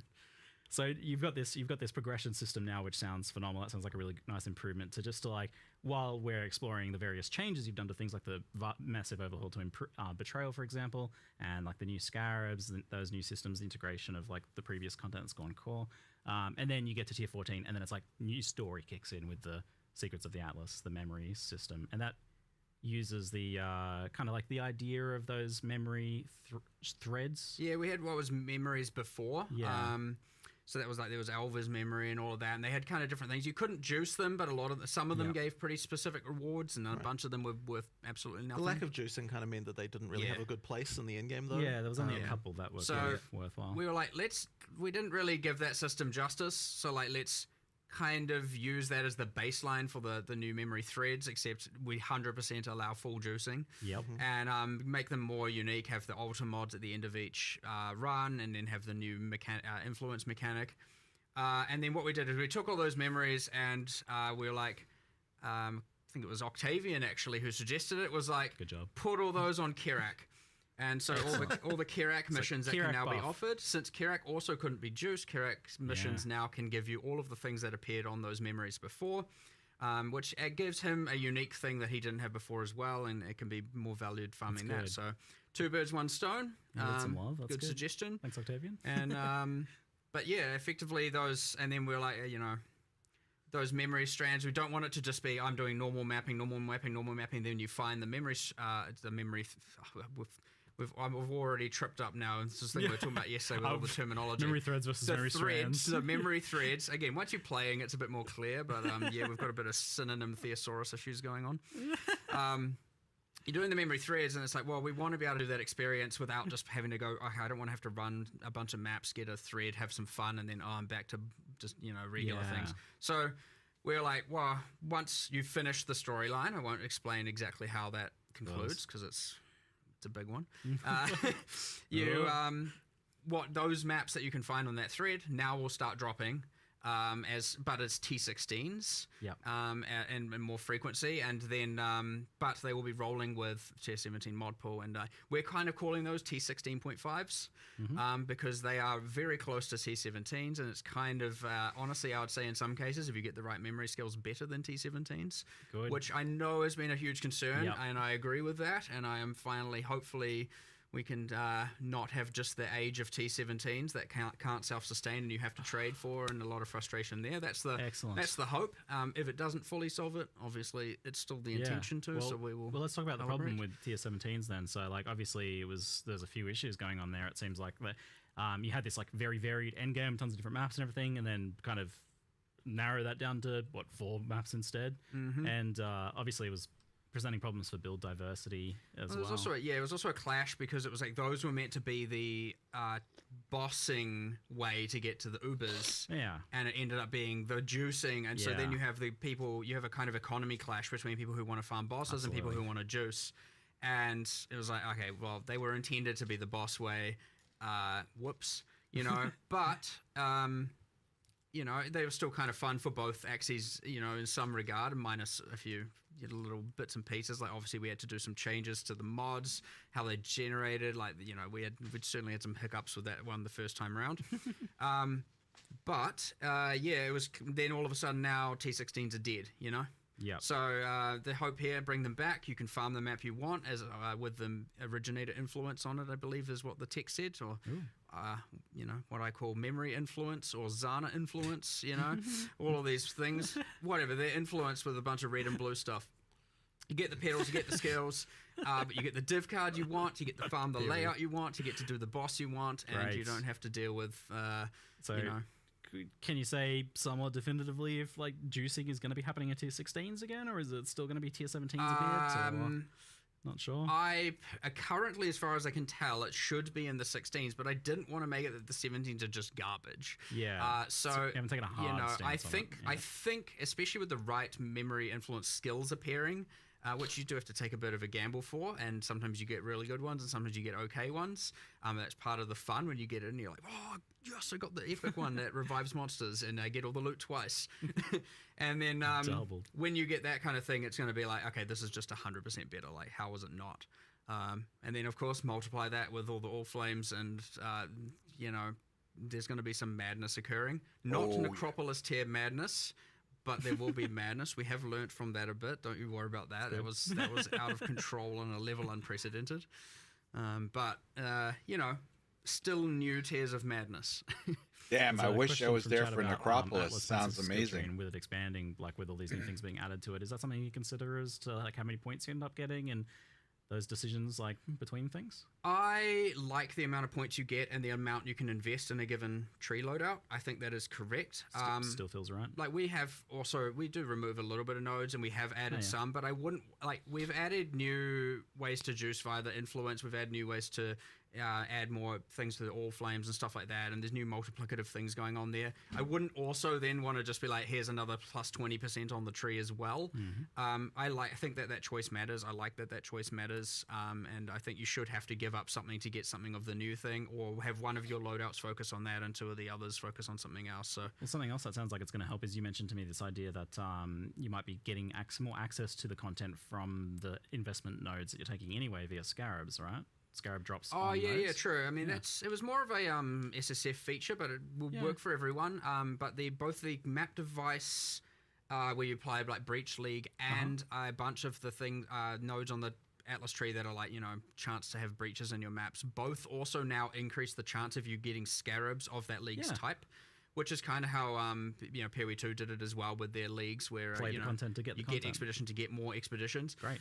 It's the same thing here. We just wanted to push that a bit more, give a little bit more agency, and influence the Scarabs you're getting. That way, you're getting more of the ones you want, because there are a lot of Scarabs, of course, and you can block a decent chunk of them, and you can invest in some others. And we're just like more agency is better here, like straight up. So may as well, and it just simply adds more value to the map device craft. So why not? All right. I know we're jumping around topics a lot here, but let's just kind of be in the flow of things. But on the mercenary topic, so you've designed these guys to be so good that everyone's going to want to use one, right? And that's like the right way to design it objectively. Yep. But it does raise the question as to you need to make sure that they're not abrasive to use, that they're fun to use, that there's not necessarily problems where you feel like, oh, I have to use them. So how do you go about making sure that that's the case for these guys? I mean, obviously them increasing the difficulty, like, you know, is a thing that says maybe you don't want to necessarily, you know, maybe they're not pulling their weight on a boss fight, you know, and stuff like that, making it actually harder because of the Or life. if you don't have the right mercenary, you know, or if maybe. you don't have the right mercenary, you don't have the right gear on them. These are factors. However, generally they should be fun to have with you. You should want to engage with it. That is the League. If you're not playing in the League, or you don't want to engage with the League as much, you still got the end game. You still got Betrayal. You still got, you know, the Settlers. All that stuff is all still there. The character balance changes. Everything's still there. It's just, you know, ideally you'd want to engage with the mercenaries. They are generally more beneficial than not. You would have to really over-level them and not be upgrading them for them to start being kind of useless. But the item and combat come back, mechanic with Alessio. them by itself is also like, even if you're not hiring a mercenary, there's still like, you know, there's a source of items there. There's new things like mechanics that they've got going on with that. So like even that part is a thing in itself. Well, something I didn't realize from watching it and then even playing for a while was that, and I think the UI is getting improved by launch for this, but the when they have like the currency pocket, when you don't actually pick a currency from that, they give you all the currency from that window. Okay. Yeah, it's like so. It was a bit juicier than I thought it was actually. It kind of caught me by surprise. Oh my god, this is gonna be so good. Yeah. Why not? But it was interesting creating a, you know, there's not many leagues where you get one reward. Yeah. Like, and obviously not the currency pouch, but you pick a item. picking a single piece of gear. Yep. And so we had to really think like, okay, I mean, you can see it, so you already get a pick from all the different slots. But it was like, how do we make sure that their gear is comparable to what a player would have, which is kind of you're identifying many and picking the best, and you're crafting a thing. And so it's always better than average. And so we had to really think about what their gear should and what their item should look like. To be comparable to something you would actually want or have. So yeah, it's rare to have a league where you actually only just get one item. Like even Ultimatum, sure you get one and many rounds in a row, so you still get up to 10, whereas this is just actually one. So you have to make sure it's good, right? Yeah, and that was actually kind of complicated to do, but you know, there's some pretty powerful stuff you can get from that. I mean, obviously the uniques are relatively easy to put in, but they do affect the mercenaries in some pretty crazy ways. But the you know, rare items and stuff like that, yeah, it was a little bit complicated to actually get that to feel good, such that you feel like, you know, I actually want to take that as opposed to just always taking the currency. But if you want to do that, go ahead as well. Was there any kind of, just out of curiosity, was there any kind of thought on like as to what sort of items or what sort of mods they roll on their items then? Since they're like, they are kind of specific builds. Yeah, kind of. It is relative to the build more so, yes. Yeah. Like there are like 30-something different archetypes. So we talked about like the Striker and I can't remember the names of Eruptor and stuff, but there are like 30-something of them. And, you know, there's a Chaos Mage and there's ones with curses and ones with auras and ones with... I'm obviously listing all the utility stuff because I know that, you know, it's the aura bots of Trathus really is probably how a lot of people are going to see it. No aura, exiled. But actually, there's a lot of custom skills in there. They're not entirely player skills. Yeah, I know we touched on the Trathus skills, but we, you know, like only showed this. I feel there's maybe around 16 of them. Some of them And are you cool. can get those, There's, like, right? They can just be in their little pouch. And you can just take one. You can pick them, and when if you defeat them, they drop it, and you get it, and that's a new. So it's kind of like a transfigured gem in a way, but it's a Trathan gem, and it's just so that's a way of delivering. Oh, a bunch there of you new go. You skills, can get the skill. I know you have like Blood Storm Call, which is like physical that creates a blood dot. So you maybe there you go. You know, so there might be some builds that want to do that. There's like new spectral shield throws. And so you can get the item or their skill. In the live stream, but there's certainly a whole bunch of them. I know there's a kind of incinerate based blast rain. Blast rain was it? Yeah, like arrow comes down, does a wave of almost like an incinerate wave out of it and stuff like that. So like, had some fun with that. You know, spoiling a bunch of them, but it's only 4 or so. But yeah, there's heaps of different skills there, which is pretty cool. But then they also just have like kind of high cooldown and different passive skills and stuff like that as well. So like, there's a lot of stuff. Should have put more of those in the video, honestly. Yeah, probably. Yeah. Hey, there's gonna be some surprise and cool stuff for people to find. You know, it was a 42-minute presentation. You know, like It's all right. Give a taste. Let people find a lot of cool stuff on live. So, In terms of making them fun to like manage and hire and things like that, if you'd asked me before playing it, I would have said like, oh yeah, you want to be able to like spend some sort of passives on them or something like that. But then actually after playing it, I was like, oh, it's kind of good that you didn't go to that level, because then there's no lock-in with them. You can change between them easily. Would have been a bit annoying, I think. Yeah, and a bit too much tedious upkeep. Low micromanagement on this. So like doing the gear, but you won't have to do that too often. They don't level up. They don't have like they have a passive tree behind the scenes. You just don't get to see it or engage with it. I wasn't actually sure. Was that implementers actually allocating individual nodes? No, I assumed no. not. They have a trough and passive tree. Okay. Secret proprietary. Yeah. I mean, right. like they gain stats as they level up, and it's kind of relative to the archetype, and there's some stuff going on. But you don't need to care about that. It's just as far as you know, they're higher level. They've made somewhat intelligent decisions about their passive points and whatnot, and they're pretty good. Of course, some are better than others. Some will be good for your build. Much like you will have, here's the meta ascendancies for a league. Probably each meta ascendancy then has the meta mercenary for the league, and so on and so forth. Yeah, it'll be matched to your builds. Yeah, it's going to be pretty crazy, I suspect. In the end, there's like good as question. Much as it's pretty simple to know. just arrange them, there's going to be a lot of little minor complexities. There's poor path of building guys. I was going to say, like, are they going to have to implement some interesting? They're definitely going to be a part of your build, so it's got to go in there. Yeah.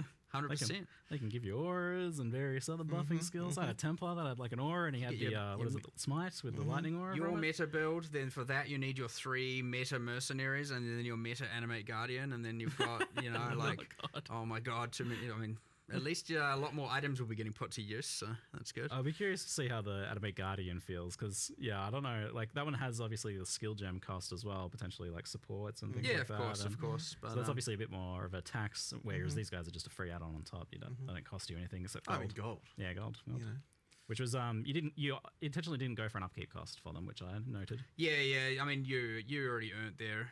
You still got to pay them a little bit, but you defeated them. You don't need to pay them by the hour anymore. There's a gold cost if they die, which I found I had a couple die early on, but then they were mostly, especially if I picked good ones, they were staying alive. Like I had one guy that was ridiculously tanky, and then some of them had like 4k life, and this guy had like vitality and enduring cry and kind of like a fizz aura and immortal call and things like that. I'm like, oh yeah, these guys are kind of better than me.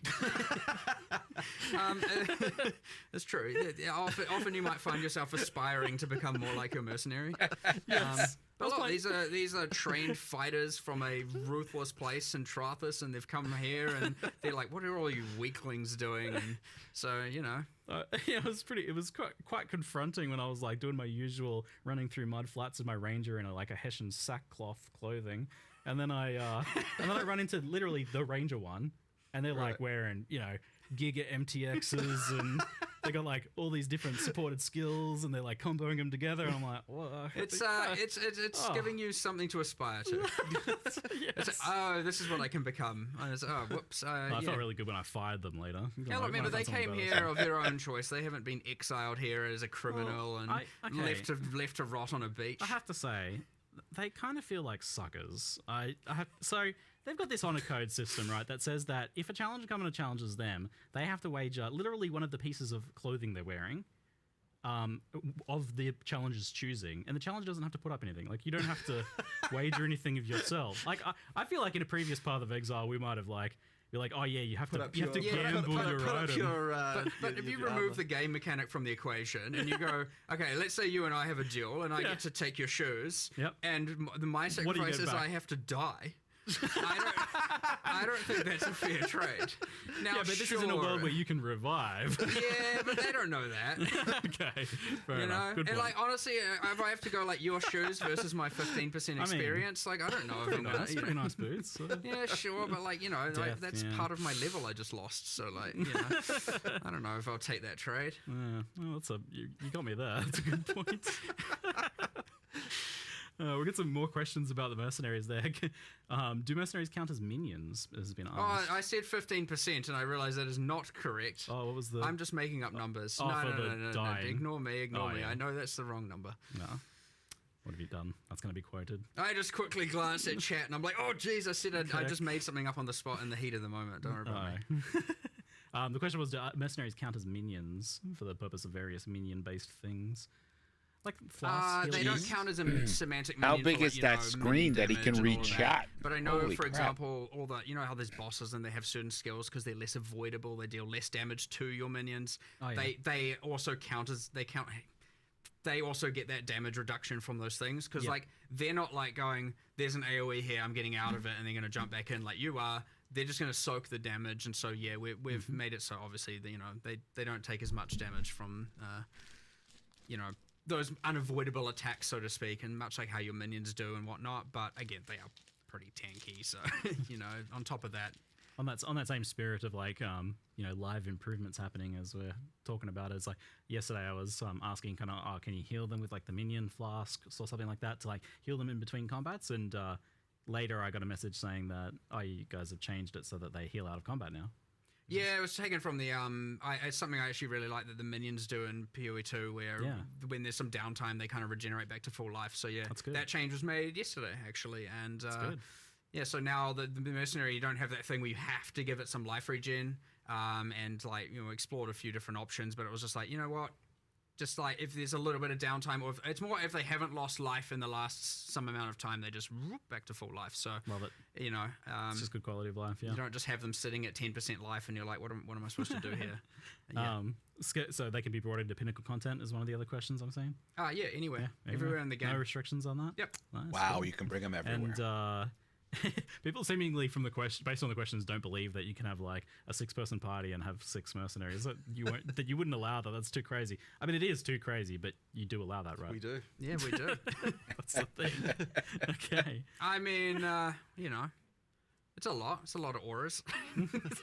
But you know, I'm very much looking forward to playing my. Everyone knows I play my support characters, and you know, you'd expect, oh, you're a support character, so you can get a DPS merc now and not have to play with your friends. But I'm thinking, well, hold on, I can be a support character and have a support mercenary and support my friends even more. So like, Of you know, course. it's all win. That sounds about you. Perfect. Yeah, I mean, while leveling, I certainly felt like the DPS ones were viable if I was playing more of a supportive role, or if I was like struggling in that regard. They did seem like they were actually able to kill things. Is that 100%. something that can happen in endgame though? Like that seems hard to believe. I mean, look, at the end of the day, you can give them Headhunter, you can give them all of that stuff, and they take the damage, they scale it. Like, the only thing they don't have is, you know, your skill, which could be bad, and thus they could be better than you, or you could be very good, and in which case, you know, I'm just saying, like, they are still a computer. Right, they are still at the end of the day doing that, so they might not make the smartest decisions that you agree with. There's like custom AI for each skill, there, though, right? there is 100%, and So they're a bit above the 50% hile of players. yeah, is they that- might is be. what you're saying? I'd say around 55%, just percentile average. You know, you better know, than half you. computers can be good. So, but at the end of the day, you know, when you're like, you know, giga zooming and obliterating everything before it can even appear on your screen entirely. You know, there's a question of how much use can they really be, and that's where I come in and say, look, the floor is still they're half a party member worth of loot increase, and they are, you know, whatever auras and all of that. So you might pivot from more. You definitely want, like, DPS ones are real good all the way through, but once you again become the power of 1,000 gods, like, Yeah, there's a certain point where you know, it's there's just only so naturally- much There's you a can do. fall Now off. that being said, if you do want to play a more passive character and you want them to just go wild, like they're pretty strong. There is, of course, the thing where if you miscalculate that, you go into your pinnacle relying on them to kill it, and you miss the mark and they die. It's not like you're bringing them back in that area. they only have one so portal. now you're like, oh, damn it. I'm true. not sure what to do now, and you've got to do it the hard way. So, but yes, much like the new change the animate guardian, if they die, they don't come back into that area. Sounds like a good way of only doing it, sequential yeah. instances. Yeah. Much better than the losing gear and all that, Yeah, all that drama. we went through all that. I even had the like, maybe in Ruthless they should lose an item, or maybe, you know, I was like, is that a thing? I was like, oh, no, look, it's either right or wrong. Let's just go with what we know is right, what people will like, and what is not going to just cause a bunch of unnecessary. Oh my god! Now I got to do this again, and something unpredictable happens, or some monster skill is like particularly imbalanced, and it's like, oh my god, it just lost so much currency, that was and the like, thing, so all good. Sounds great. Awesome. So Settlers Town went core. We didn't have to rebuild it. Phenomenal. Thank you. Gold goes core, which obviously is an experiment feels like a success. Then, Jonathan, I think you feel like you can speak to that. I mean, sure. Gold I was was. a I mean, core feature of the game. Yeah, I mean, I'm definitely happy with where gold, with how gold improves things. I mean, we originally did it as a way to reduce the number of things that monsters can drop while still having it so that they feel like they drop things. Yeah, like culling the net But I mean, I stuff, honestly I think it's been a straight up improvement, and obviously it's really good to be able to work with the the new the the currency market and stuff like that. Like, I think that stuff, I don't know that there'd be another way to do that as successfully as the way that works. I think that's worked well, and it's funny because on the surface, you're like, oh, every game's got gold. But the funny thing about it is that in most games, gold is a lot of games have bound items, and then gold is the only thing you can trade. In our game, you've got unbound items, and gold is the only thing you can't trade, and that's why it sort of works as that kind of trading kind of thing. So I think the way we've done it, it works well, and I definitely want to keep it. It's got a definite place for sure, and we may be able to expand its use as well more in the future potentially. Right now, it's not used for shops or anything like that. It's used for gambling, but it's not used for the regular shops. And there were some issues around that, but we might change that one day. Sort of hard to say, but I think it's definitely it's good. Yeah. Okay. And that means obviously currency exchange is staying core and things like that. It looks like shipments were staying core, and that's one that I see is mixed opinions on. Some people love it. Yeah. It's passive income, and but it's also an obligation. It's a thing you got to check in on. It's busy work to an extent. We did some changes here, so we did slow down. We made them take longer, and proportionally, in some cases, increase the rewards. The intention there being, of course, that way you have to deal with it less. Yeah. I mean, it's not the focus of the league anymore. Yeah. So we don't want it to be overtaking what you're doing all the time. Yeah. And look, I expect these things to be a bit divisive, 100%. Some people love it, some people don't. And that's great. That's everything in PoE, and that's everything we add. And you can choose to do it. You can choose not to do it. Maybe you choose to just do the crops and do the shipments and not worry about all the other stuff to do with it. Maybe you just use the map runners and put all of your gold investment into that. Yep. Well said, there will Mark. be other I ways agree. to spend gold in the future. Maybe because you don't want to deal with them, you build up an excess, and then all of a sudden we add the gambling strongbox from PoE 2 or something like that to sink the rest. Yes, Who knows? dude. Yeah, we'll see. Do it so good.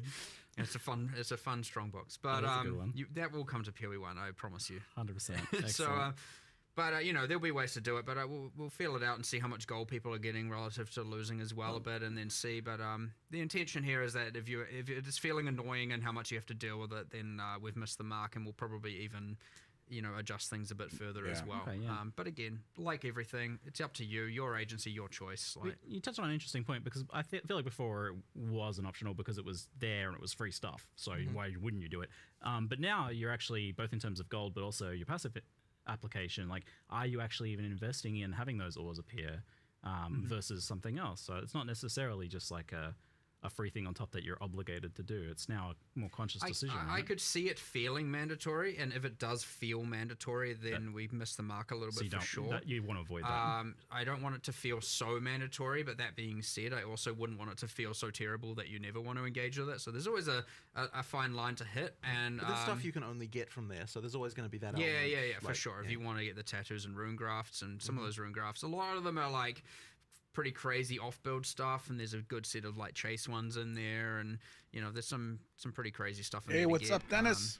But I think it's a better system. I like the idea that now Settlers is giving two different passive tree mechanics that can coexist as the rewards. That's aside from nice. obviously recombinating and map running and stuff. But as opposed to just the freaking insane enchants that you were getting on your weapons So before. the enchants are gone then. This replaces that, yeah. Which I think most people expected. They were a little bit much on the power creep axis. It was kind of just a bit crazy, but I wouldn't say that we won't see some sort of weapon enchant system back in the future. Yeah. And we're a bit more regulated and stuff like that, but because there's room for that, there's design space for that, but we never know what form. But I like that Settlers is where you go to get your alternate passive tree stuff. I think for changing masteries and changing nodes, I like that as the reward from it. It was a pretty funny reveal of the live reveal of the recombination changes, because everyone was like, "Oh no, you did it! You got rid of the old one and replaced it with this." But But then obviously the old one's still there. We're here seeing all of the L's, and then I'm like, don't worry, they'll come back. They'll come back. It's all right. It was very entertaining from our perspective.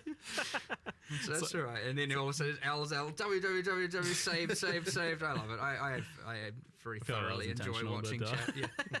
So you kept the old version of your accommodation. Is that changed or nerfed in any way, or is that just as it was? The old way, I can't speak to that with an absolute certainty, and I would have to talk to, one of the main designers dealing with that. But Any good on the POE 1? Oh my God, we should Dennis. pretty much keep it the same. Yeah. And I if there think is a they hit a change, it home needs to run. be, like, very much justified. It's not like, Yeah. people like it for a reason. Like keeping it alongside the other one and then gutting it is obviously not not the play. You may as well have not kept it at that point. So yeah, it was certainly the intention that we keep it. It's still a favorite. Like if anything, I would be okay with making things more expensive. So it's a little bit harder to use at the top end when you're doing like the very. I think that is maybe the thing we concluded when you're interacting with a lot of the really special modifiers that you normally can't get on items. We're making it a bit more expensive. But I don't think that was coming a huge back to constraint D4. anyway, Not a unless you barrier were for the people doing it usually. Sure. So, I would prefer to do something like that instead of nerfing the power of it at this point. And I'm like 99% sure we didn't nerf the actual functionality of it. But yep. I'll verify, and if it is the case, I will let the community know afterwards. Okay. On the topic of gold, an ongoing thing has been that gold is, very present from the core Atlas mechanics and certain things, but other things just literally don't drop it. You do Blight or whatever and you just don't get gold, or, Sanctum just doesn't get gold. And yet, That's where's obviously my a topic, druid, but, Jonathan? is this something that has been normalized across the game? Do you want players to be in a position where they can't When use is it? the We are making POE some patch? adjustments. It's So when we already did out, that, obviously Mars. we went It's through already the out. entire game, of which there is a lot, and The specifically patch we're like, notes do are this, out do this, already. Too much gold, lower, and we had penalties and increases all over the place, and a bunch of stuff was too low. Some stuff is. I don't know how much though necessarily. Like making sure that those had access to gold was for the player who wanted. Sorry, divisive guys. league. Since we brought it up, the Anti-Sanctum Alliance has been constantly messaging me, asking about whether Sanctum's going to see any changes in terms of just kind of how much raw currency it prints early league for like a low investment for like really knowledgeable players, giving them such a massive the advantage over 13th. less ones. Obviously, that's always the case, but Next it Friday. seems to a severe magnitude. I don't have the exact changes because they're literally we're like going to do them today or Monday. But like. Which I know seems crazy. So they're not like massive grand rework, but at least for now, we're certainly going to give it less of That the edge lemon it ice has. cream gave you old timers. I don't exactly know Ooh. what form, but it's not. I could gonna go have- for some it's not just gonna be limoncello ice cream. untouched. Oh my god. In terms of like a grander future, like I would like to shift away from it just being pure regular currency and move into something where it has its own item and own reward mechanic that has some sort of interaction with something. But just like here's be due. It's very. But at least for now, it doesn't have to be as section. Funds. Exactly. Sounds good. And with the like big changes to Betrayal, which look phenomenal, that's obviously like a big overhaul for that and something that was really long awaited. It does kind of make me want to ask, like, do you have like another one that you're really looking forward to giving a similar treatment? I hear a lot of feedback about like quality of life around Bestiary, for example, being not where people want it. That is on our radar. There's, I know for like itemizing beasts and improving the quality of life, there is a little bit annoying. Well, maybe more than a little bit. But like talking about like the Sanctum reward as an example. There's some others, like I'd love to give, Blight a bit of an overhaul. Okay, he's talking hypothetical here. Again, Would love to see it in Path of Exile 1. Any reason why it couldn't be a thing or wouldn't be a thing? What, pets? I'll hold you to that. Cannot confirm nor deny. Phenomenal. Some rapid fire quality of life things to kind of follow on from the Bestiary mention. We have like the ID all things in your inventory from POE 2. Love it. Would love to see it in Path of Exile 1. Any reason why it couldn't be a thing or wouldn't be a thing? What? Do you hate it? Do you hate my hands? I can't remember what. Control click an NPC and it's on my list. It's still on my list. It's Okay. I have my here's Come all the on, that's quality got to of be life an stuff. It easy was one. like, there was a section where it's like to discuss later again, and I put it in that, and I actually genuinely cannot remember why it wasn't just immediately and obviously doable. Yeah, it seems like the thing if you want to do, you'd be like, yes, do it. So I assumed some hiccup. There was one thing that was like blocking me from just being like, hey, 100% just do it. I just can't. You know how they control Blizzard, Mars? Is when they do their live reveals, they should have a PowerPoint presentation behind them. As they're talking, they should have like a PowerPoint presentation. I don't know what it was, but it's a thing we can get around Game and exploded. make happen for sure. But like, yes, the being able to go to town and ID all was very useful, and hideout as well was an extreme upgrade that I liked. So, Well, tell me who whatever Dev is working on, then I'll go make them lunch or something so they can focus. I'll take you to them afterwards. Good, but you good. have to now, because if I'm going to be held to things I'm saying, you're going to now buy them lunch. So. Okay, I'll see what I can do. Some of the older bosses with phases, Chimera is the one that stands out to me. Is like immunity phases. you yeah, mean? yeah, just like really long immunity phases. In Chimera. well, They feel like- quite dated at this point. Katarina got the same treatment, where it's Yep. just like, oh, okay, like maybe like 40 immunity phases is just a bit much. It's not. I don't know what the number was. It wasn't that, but like it was just a bit much. But yeah, a lot of those are going to need a bit of overhaul as well. It's hard to justify going back and spending a lot of time on that, but there's sometimes a very easy things we can do, because instead of doing that, we could just be making a brand new boss that's like way more epic, way more fun, and fits into a more modern and core thing. Whereas like some of those are just Hey, like Mr. Cove. very high end game. You talking get about some the patch fragments. notes? It's one boss of 4. Patch that then notes gets to are a out. pinnacle, and like you want your pinnacles to be good. You certainly want your end of line bosses like Katarina to be good, and that having as many immunity phases as it was just doesn't hold up now. Like I would say it didn't even really hold up then either. It just, again, it takes you to really back out of the new stuff and go back and look at the thing to go, what is actually wrong with this, and look through everything and go, yeah, there's actually more bad here than I thought. This and then is you go through and POE fix it 1. all and change it all and revamp it all and do it again X years later. It's been a while since we talked about this, but with a discussion about 0.201 I feel like it's worth is revisiting. Just like, how do you feel any that minute. The old, I haven't looked, the old but apparently it's trade supposed to be manifesto tonight. holds up from way back in the day. Like now, in light of Yes. I would of say that. that the currency exchange. I'm gonna look after this. Kind of definitely shows that there's a. I mean, it's not like we didn't know there wasn't demand for instant trade, right? But the currency exchange definitely helped things a lot. And I know that we still want to do more stuff. Like I've kind of talked a little bit before about how there's other things we want to do, and I still think we want to do it. The main thing is that like the gold allows us to make it so that there can be a cost that isn't the cost. So of having POE to is do going to the kill actual trade, POE 2 with, now. like individual other people. And so I do think there is a world where we can go. It's going to come out at midnight. System. We'll probably prototype that in POE 2 first, I reckon. Where we still don't have a permanent standard economy that. I mean, okay, in POE 2 we've got an economy that will exist forever, but that's not going to be standard, right? Because that'll be the early access economy that will stick around. So we've still got an opportunity here to completely damage the economy without while being able to recover from expected. it. I know from my perspective, when the currency exchange came out, I was like, after we played, and it was such a relief of friction that I was like, you were like, oh, this is all we ever need. maybe what you this is said. enough.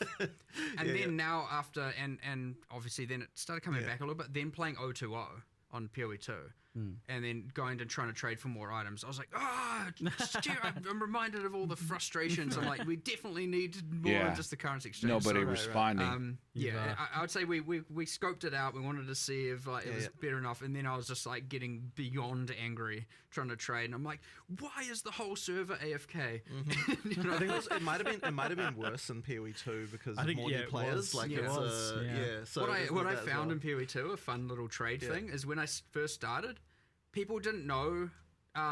Go to you invite them, they come to your hideout. basic etiquette And I'm like, stuff. are you coming? Lost. What's going on? Wow. And then they're Players sitting don't back know town, how to just check. like, Wow.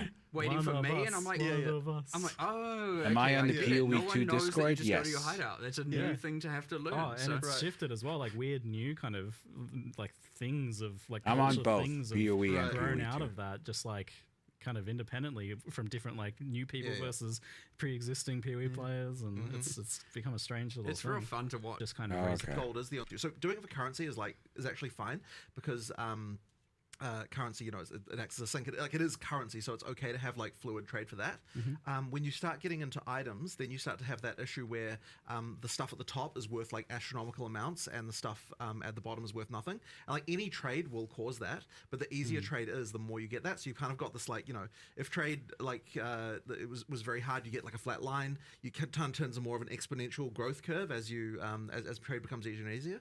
So effectively, we just have to make sure that we're hitting the right point. And what I worry about, and this is one of the things as well, if we first do something like this, we're probably going to have to price the gold cost pretty high as a starting point, for sure, yeah. and then kind of maybe back it off as we see like what the effect is, because if gold is the only barrier, then you're going to see those that kind of issue. Well, gold's like a direct. Do it, kind of Jonathan. You translation got to for, like, put in a play time. They got to do it. Quality, your efficiency and so to that trade capacity. So the fact right? that it works that way, where it's effectively character, like bound to you, effectively means that we can use it this way, and that's kind of the difference between us and other games. So I think it will work, but it's like, we're just going to have to be very careful. 100%. Because I 100% get like the concern about it, because this is about like what you're actually putting on your character and circumventing whether you actually do any gameplay for that. But this makes it so that you are doing gameplay for that, and it's an alternate method. And so we have to be careful, especially in the early game, where Mr. you can Cove. just get something that some high level player just doesn't care about anymore, so they sell it for nothing. And then but it costs you, but it effectively costs, it sort of needs to cost you something. So we just have to make sure we're getting that right. So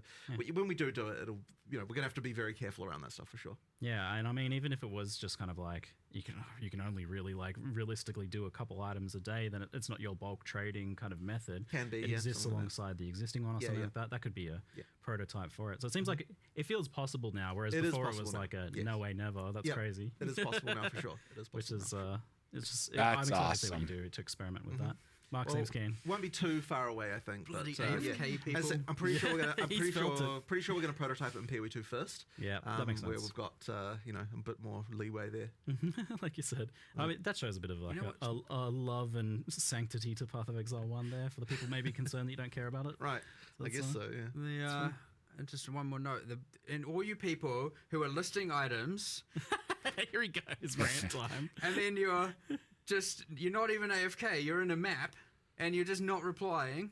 Don't list it for that price if you don't want to sell it. Please Stop it. Please. Or actually, no, you're going to keep going now because then you're going to have more drive to get this new system implemented. So yeah, it backfires, but there is whatever. There is that. Make trade as bad as possible to motivate you guys. No, we're not having some accelerationist concept here. That's terrible. And that is the note that we'll wrap up the Q&A on today. Thank you very much, folks, for hanging out with us, and thank you, Jonathan and Mark, for answering our questions today. Awesome. Look forward to playing more of. What'd you guys think?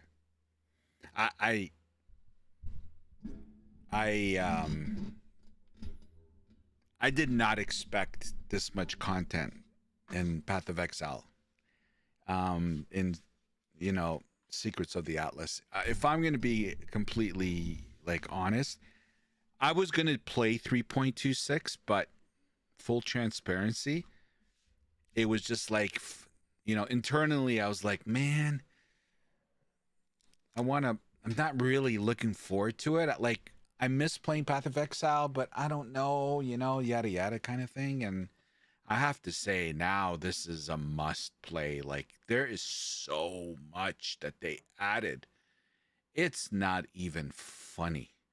This is just what they, I know they've had almost a year to make this league. Well, not almost a year, because a lot of their resources were tied up with Path of Exile too. So, but wow, this, I think the OG POE 1 player only game, like a player that only plays Path of Exile 1, that has been complaining and whining about fuck POE 2, why you're abandoning my game. That player is dancing on the street tonight. They are dancing on the street. This is a big W, a big W. I can wait until POE 3, 4, 5 comes out and then give POE a big update. Gotta miss the Atlas tree, don't ya? POE 1 is just better still. I like the pace and combat of POE 2, but everything else is better. Yeah. I love the combat in Path of Exile 2. Hands down better, in my opinion. But you're absolutely right, Mr. Cove. Everything else is better in PoE 1. Hands down. Like, it just is. But anyway, this is, again, I only did I had literally 10 minutes before I came on stream and I wanted to watch this. So I quickly went on social media just to see the reaction, and it looked really good. And now I haven't checked since then. But like I said, I would imagine the world is all good again in the Path of Exile 1 community player base that was kicking and screaming and crying. I would imagine they're jumping for joy on the streets. Okay, so we got some more news. This is basically what they discussed, but we got the patch notes. Holy shit. PoE 2 is patching on PS5. Yes. Okay, so this is the plan, guys. After we're going to very quickly go through, well, I'm not going to go through this line by line. We literally just watched it live and the Q&A. But 0.2.1 patch is coming. If anyone has a link to it, if you could find it, that would be great. It'll save me from opening up another page looking for it while I'm doing this. Because I put it in our Discord today. There are some chase items that are coming in this patch that are really going to be nice. And I want to we're going to do a new character in PoE 2. We have what? We got 8 days. We got 8 days before 3.26. So I'm going to start a character. It's going to be no build guide. It's going to be a soft core trade. Because we only have 8 days, so I don't want to die over and over and not get to end game. So I'm gonna run a sorceress because there's some items, chase items, uniques that looks like you can build a build around, which I'm gonna do blind because I keep saying I want to learn this game and I keep resorting back to builds, which I will there and here and there. But this one is going to be no build. I'm just going to, you guys can help me. I'm going to need it, but that's the plan. We're going to log into PoE 2. Hopefully the game's updating. Babbling. What's up? When's the PoE 2 patch? It's already out from what I am hearing. Hold on. Let me just double check. Let me see if... Yes, it's out. It's out on PC, boys. Relaunch your game. Relaunch your game. Yep. 3.48 gigabytes. At least mine is. Added 22 new endgame ruins. Added 7 new endgame talismans. Added 15 new endgame soul cores. Significantly increased the number of mythic unique items that drop. Changed unique items drop calculation to no consider item class. This will make unique rings and amulets significantly more common. Reduce the number of common uniques. Yada, yada, yada. Like, just boom. There's a lot more chase items. Massively increase the chance of corrupting a monster. Improve the passive skill tree. There's monster balance, end game balance, uniques. Added 9 new unique items. Increase the overall power of several endgame unique items. Headhunter now steals enemy modifiers for 60 seconds, previously 20. And it goes into a whole bunch of shit. Again, if anyone has the link, we can pop it up on the screen. But relaunch your game because it is there. And I'm going to launch my game. in the background just so I can have it open. And I just want to verify the version. This way I'm not a liar.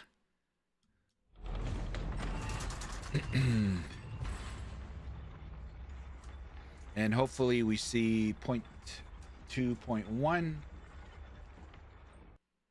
Let's see here.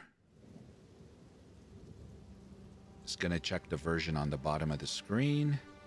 My game updated, so, and the notes are there. There you go. POE 0.2.1. So it's live, boys.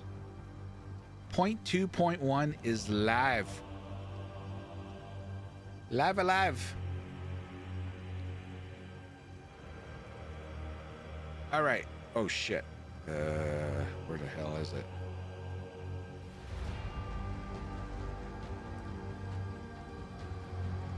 It's live, baby. Okay, so man, oh man, oh man, oh man.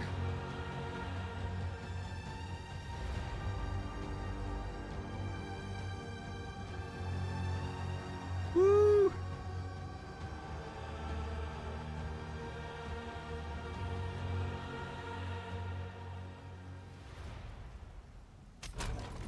All right. Donna the Hunt. I don't want to do SSF. I don't want to do hardcore. And we're going to do sorceress. We're going to do Sammy cold as ice.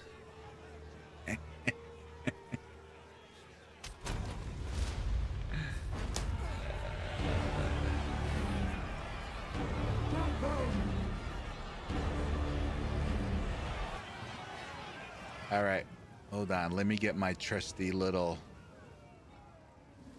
foam. Okay, guys, I have not played Sorceress in forever. Hello? Hold on. You're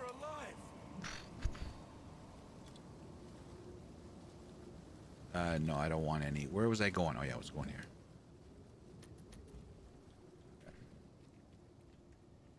I'm glad to see another. Now I would appreciate it if you could. Ant. Yes, Ant. Patch is out. I'm playing it right now. I literally just logged in. Death comes swiftly here. I should keep moving. Away with you!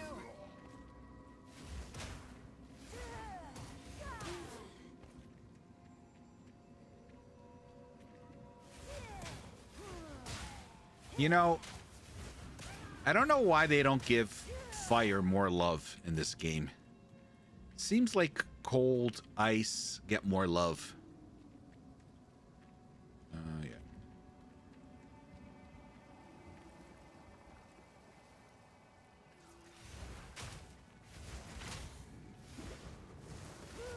It's not dead.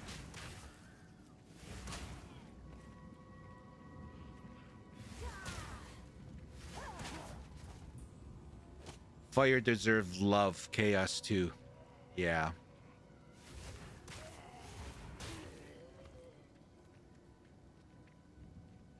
Where is that chest?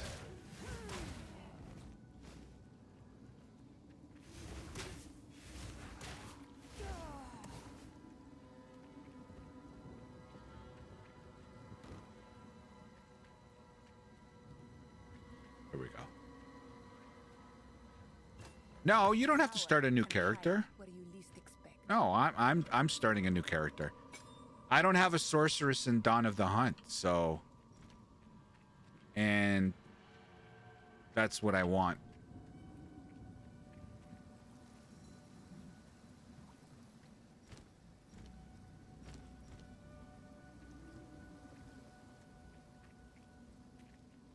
What?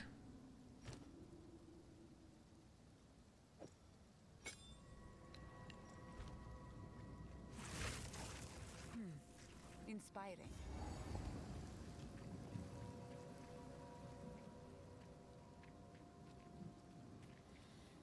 chaos, at least there's a monstrosity of build guides you can locate. Truly. No, this is gonna be a complete blind run. Like, I'm gonna build it myself.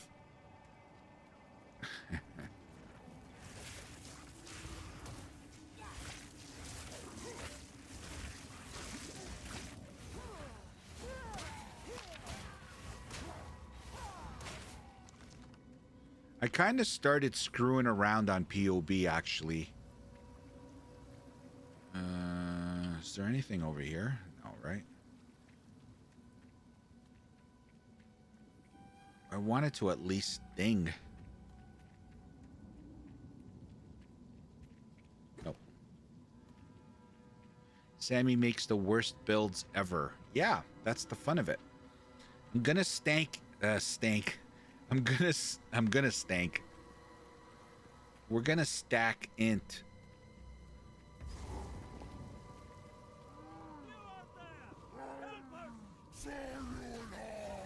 His sickness controls him.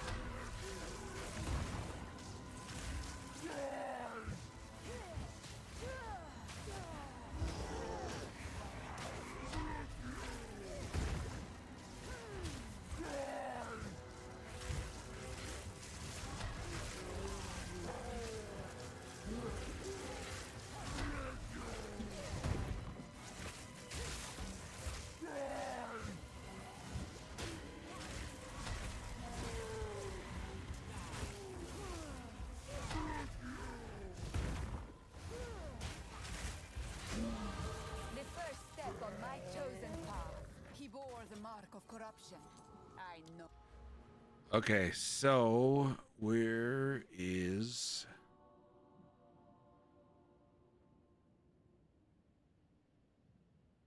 Yeah, I think... Did I do spell damage?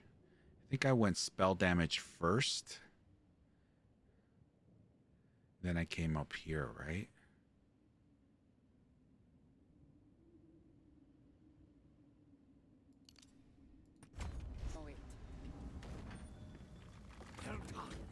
Please come inside. Oh, you told me to build the worst ever build now and beat the game? That's what's probably going to happen anyway. There is a small That's probably going to happen anyway. There's a base. Now, if you could You guys know I rely on other, I follow guides. I don't make builds. Welcome to the camp. I fear this land. Her mind Yes, seems to wander. okay, got it. She Thank reminds you. me of one of my Jesus. sisters. Oh boy. Oh boy.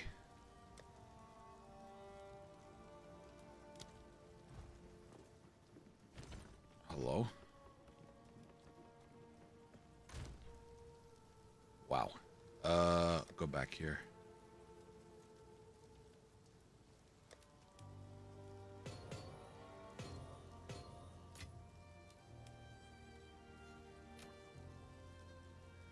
Oh man. Shit. I should have organized. Where is it? Where are amulets? Oh, here we go.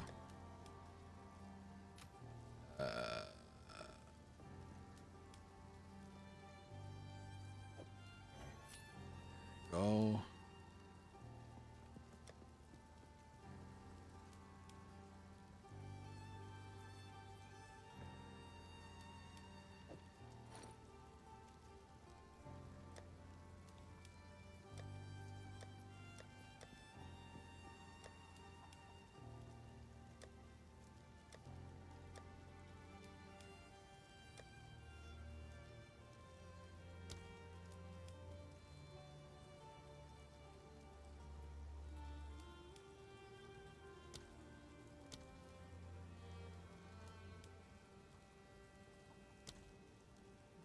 fuck is that? Oh, there we go. What?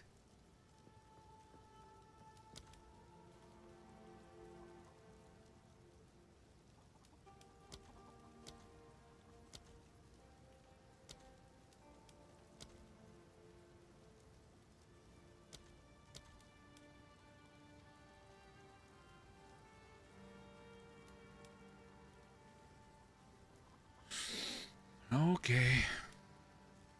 That sucks.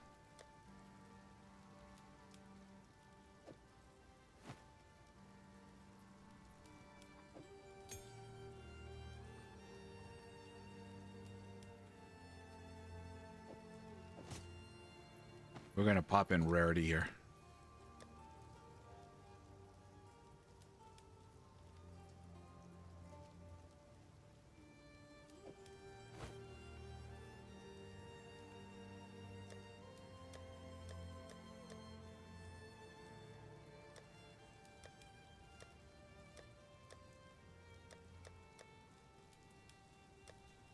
Wow.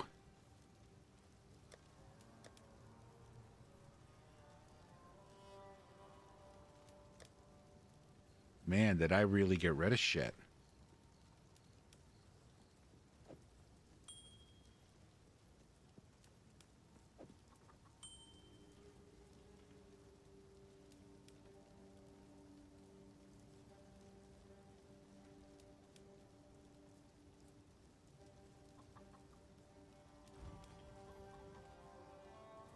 How's the clearing? Here's what I got.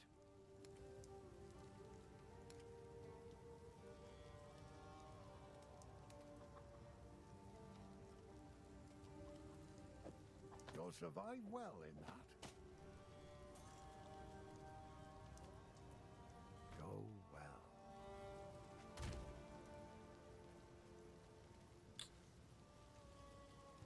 Oh, yeah.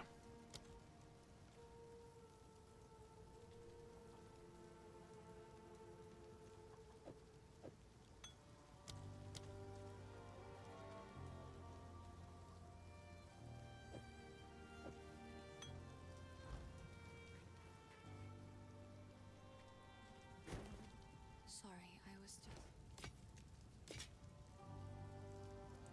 Goodbye.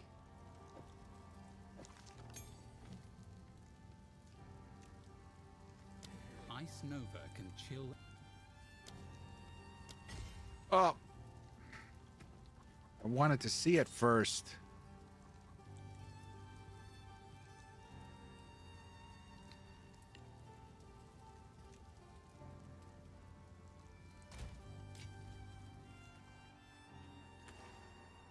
Fuck it, let's go.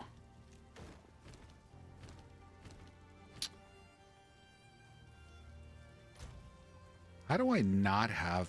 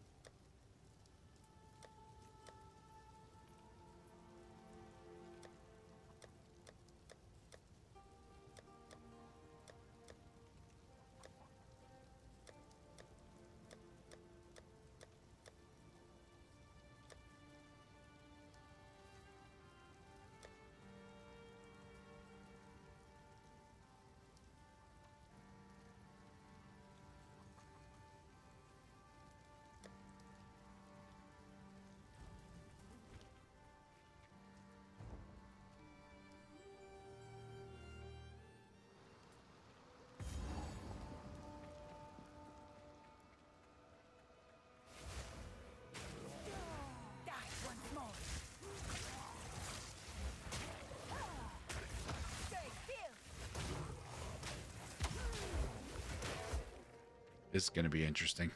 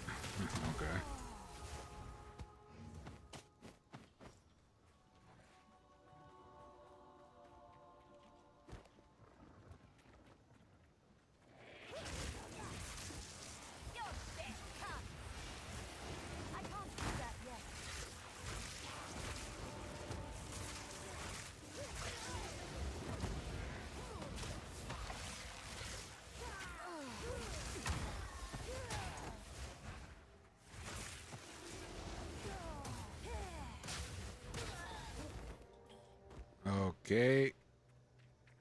That's not the one I wanted. So it's on the other side, probably.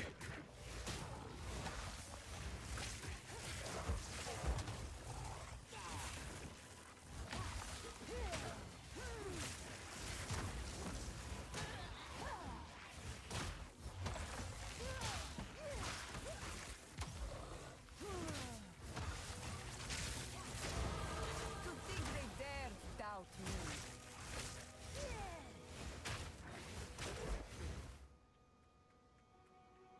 Yes, I'm aware.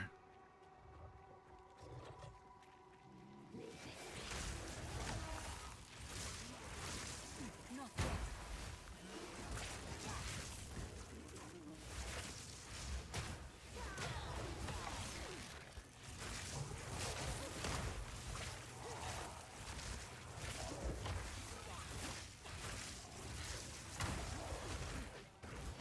I need more time.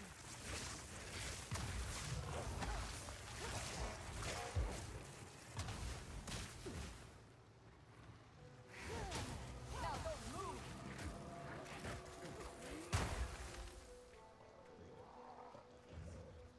Die once more. Not yet.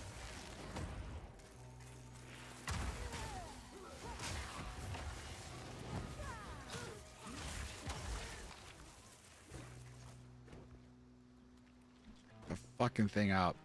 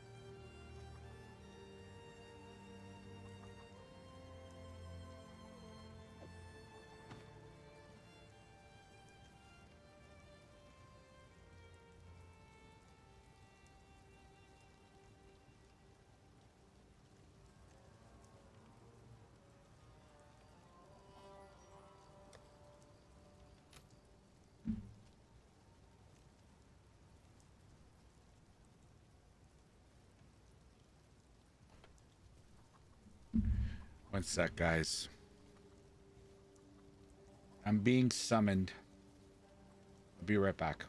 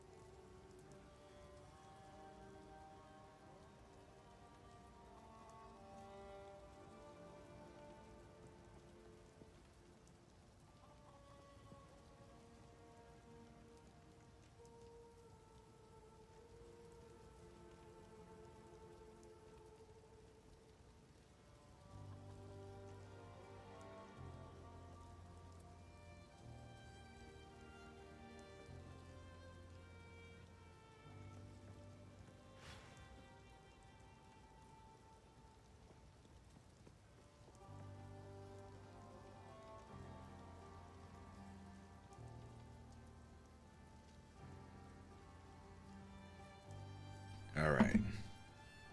Crisis averted.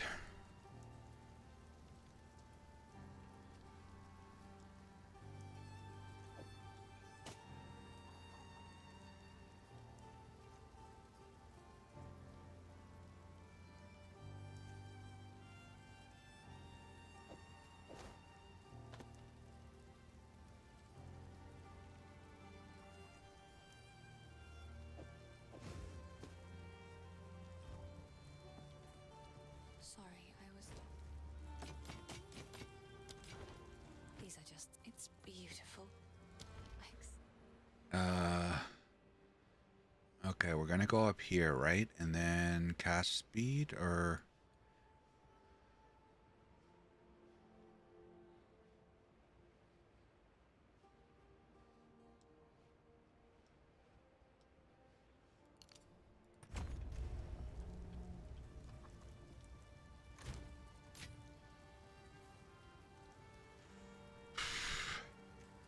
Jesus.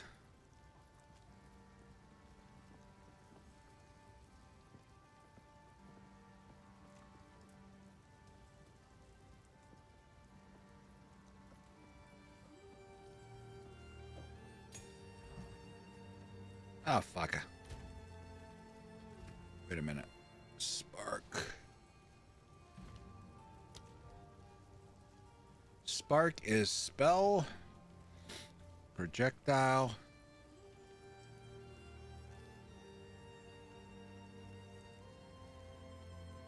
Spells have their own base damage, cast speed, and critical hit chance determined by the skill. They do not benefit from a weapon's inherent damage, attack speed, or critical hit chance. There's a moving attack or spell that usually impeds targets with... Okay, attack and spell. Lightning. Okay.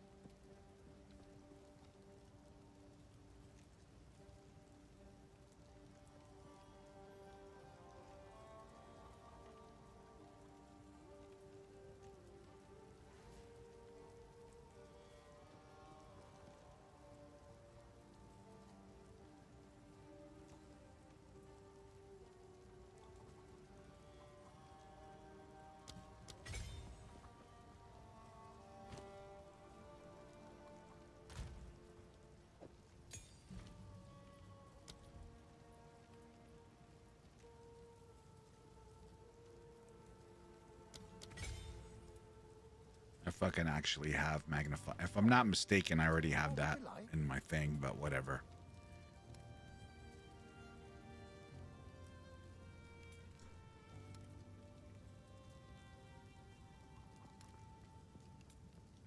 Go well.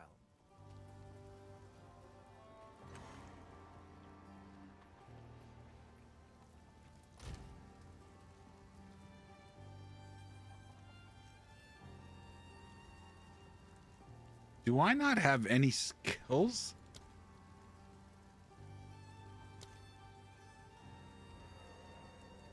Skilled with the all supports?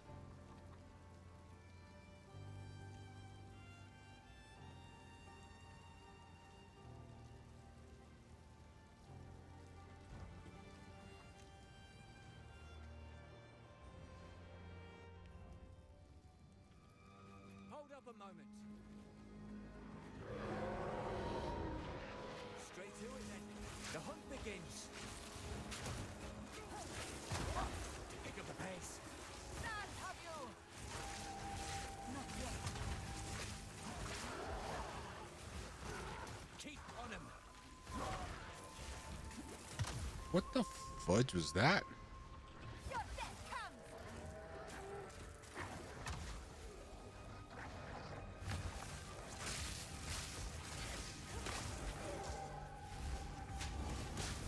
Stay on it. This tree has an abundance of energy. Oi, it's getting away. There is a battle friend. I'll wait here. Protect me. I see you. Folk here don't take kindly to strangers.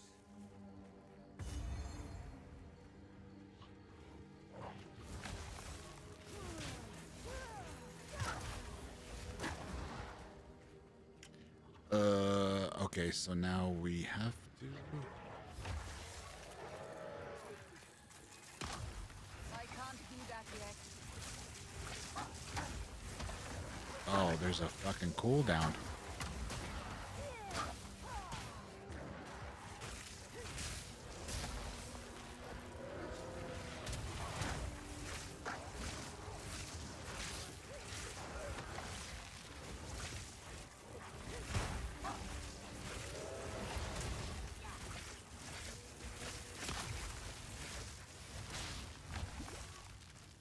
Not yet. Land, take you.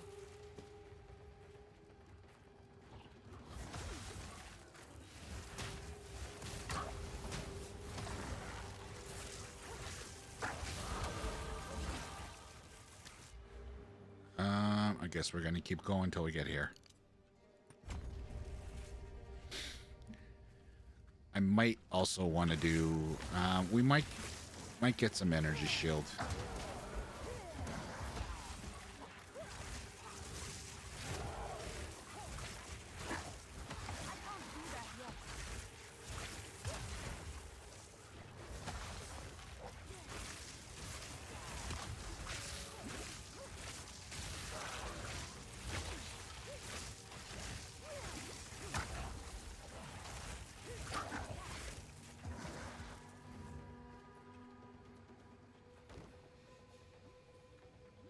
Vile sorcery hangs on the air.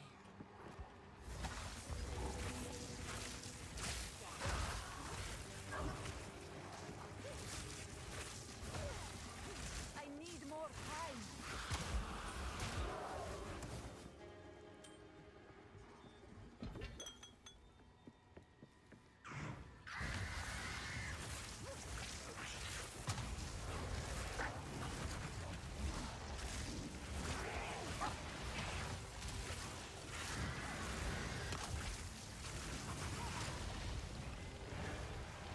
He fucking doesn't stay in one place long enough.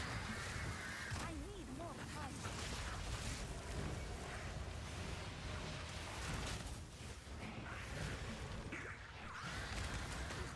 Pathetic.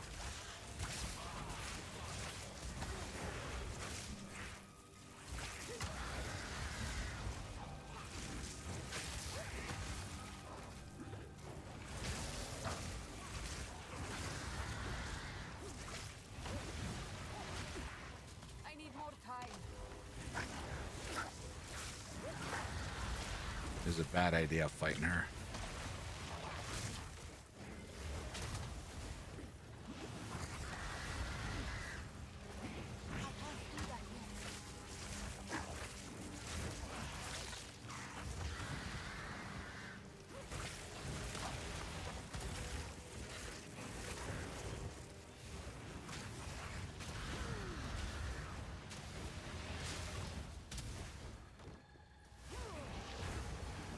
Not yet.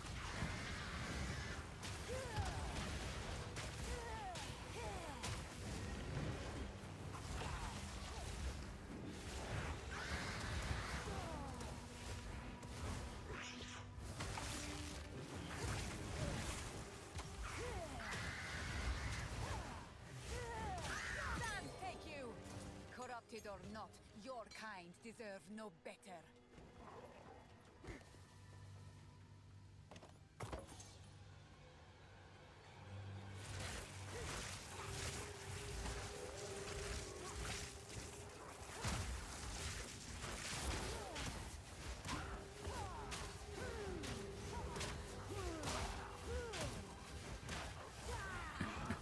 I would have been in Act 2 already with my ranger.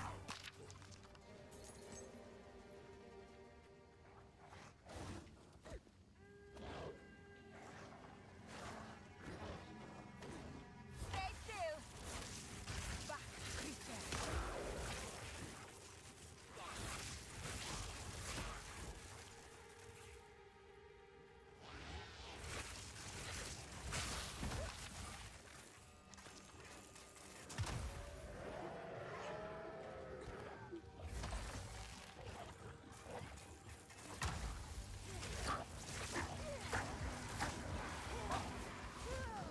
that's a dead end.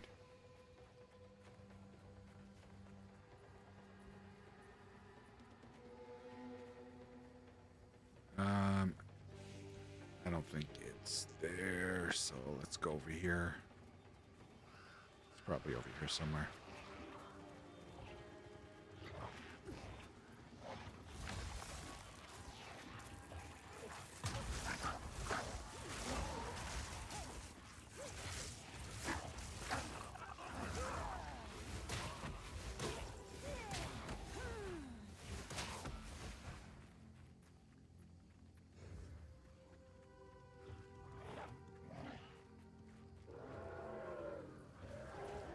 Where the fudge is it?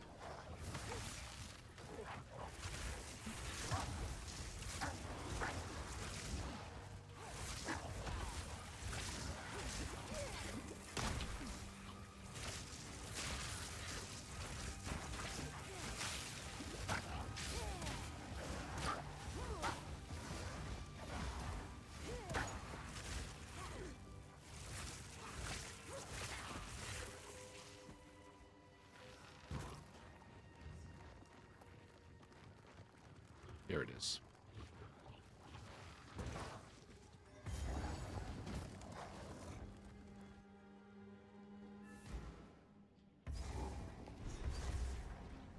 Blocked for now. But I sense more than just life in these vines.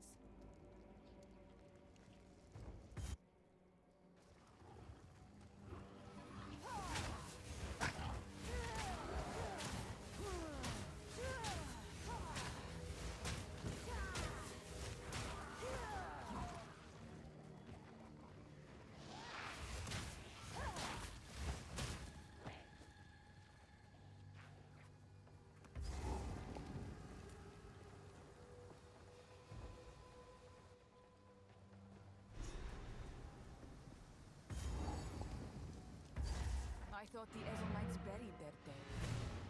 This must...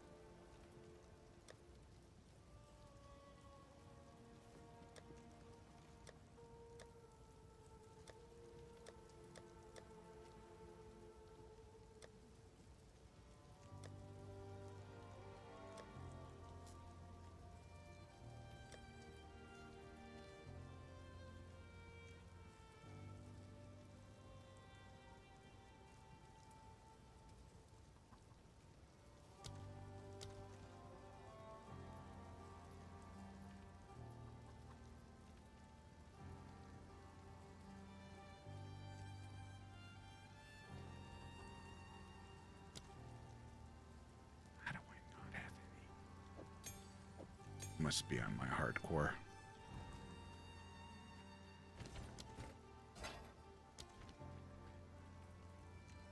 Yes?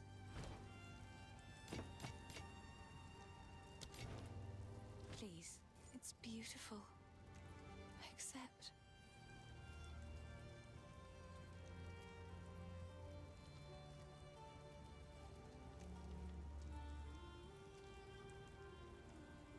Goodbye.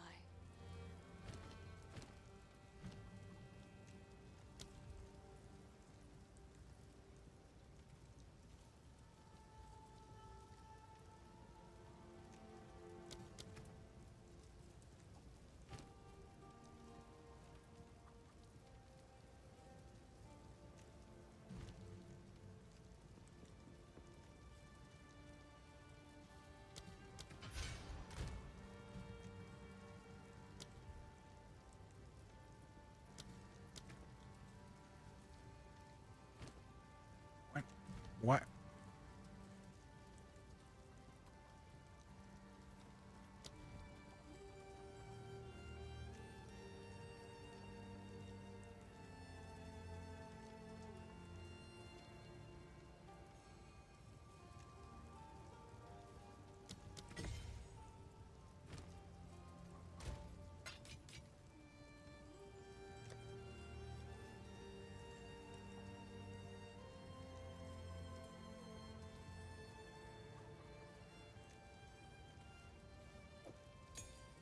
It's too high, right? Yeah, thought so.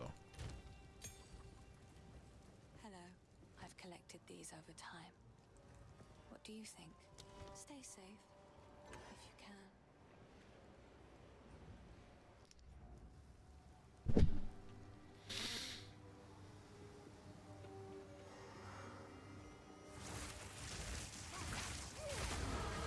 My way forward is clear.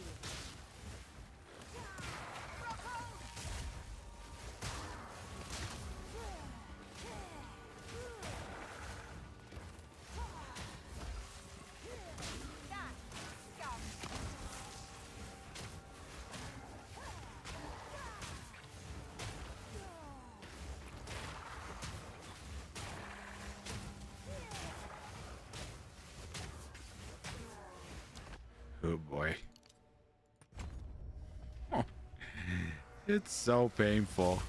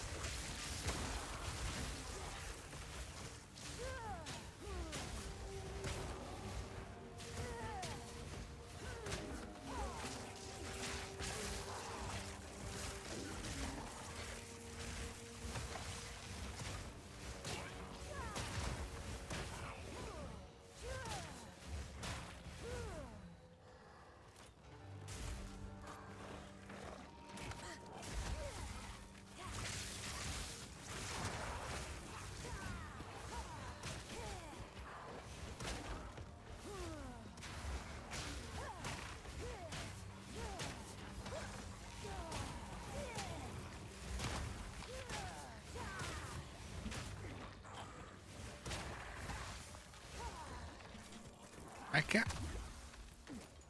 I wanted to get them in the circle there.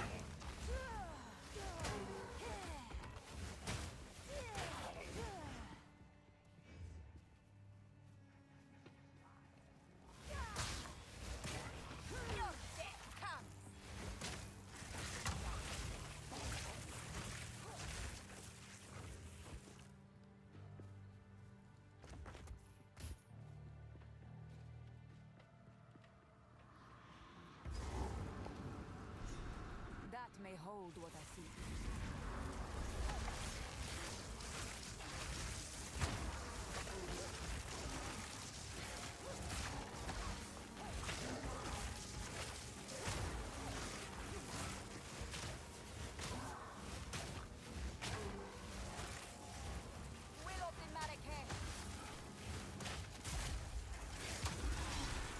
I was gonna say, how did he fucking get in here? Seem to rise in every direction. No matter.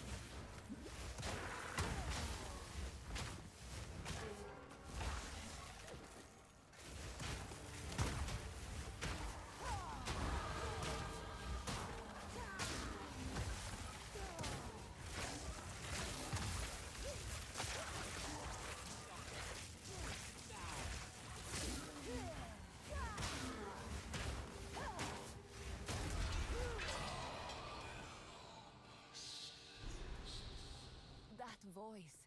It is bound to this place.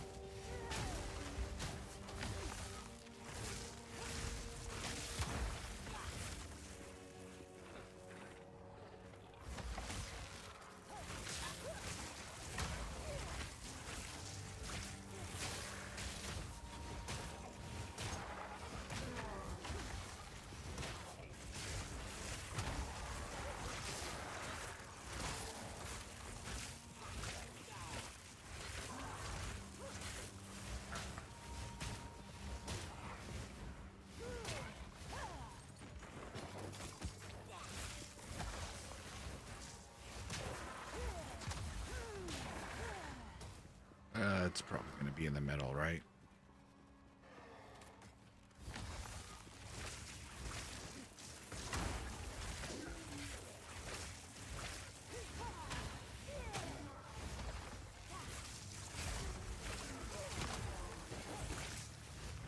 Well, I'm here now. Yeah, exactly.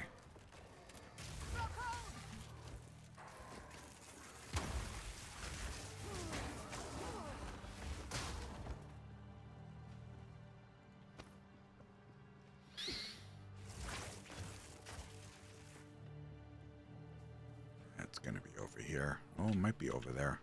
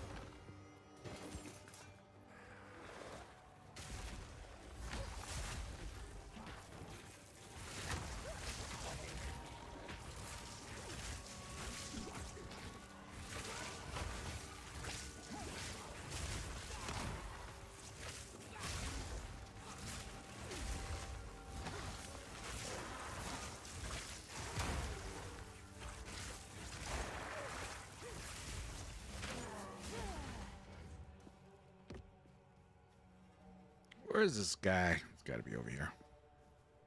Oh, he might be over there. It's got to be over here. It's going to be interesting. It's going to take 7 hours to kill.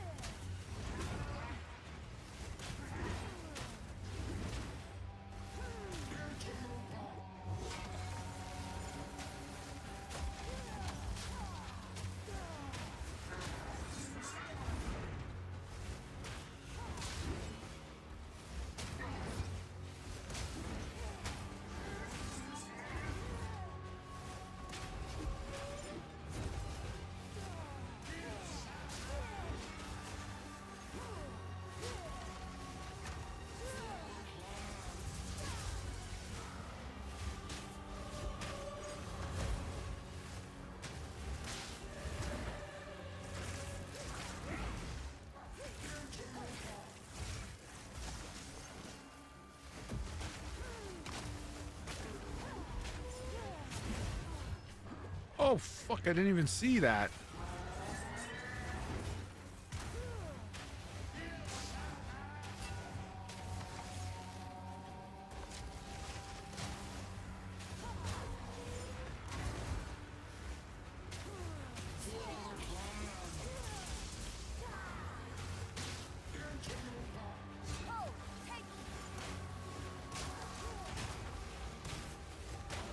These fuckers are in the way.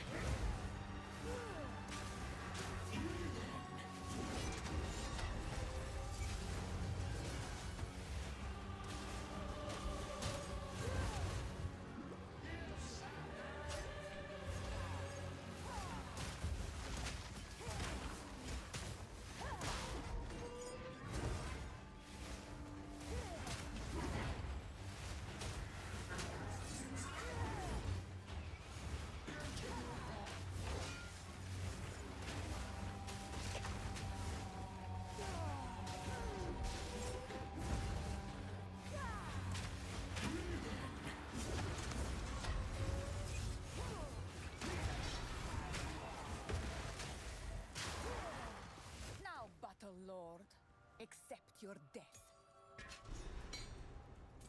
I'm carrying enough already.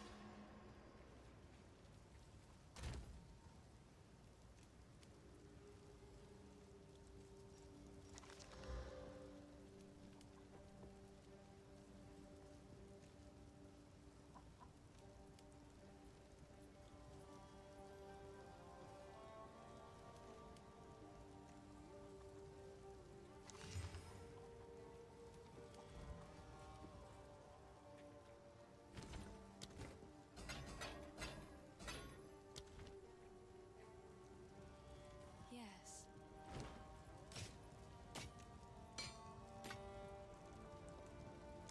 Bye. I've collected these over time. Curious, I would ask.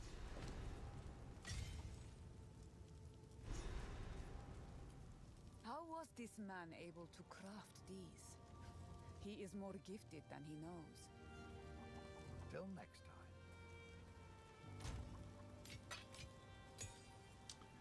Oh my god.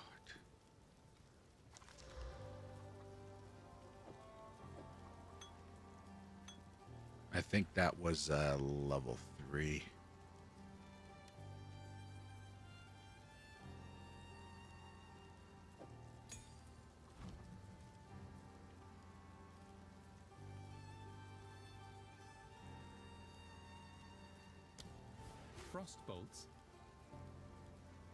Frostbolts chill the ground and slow enemies.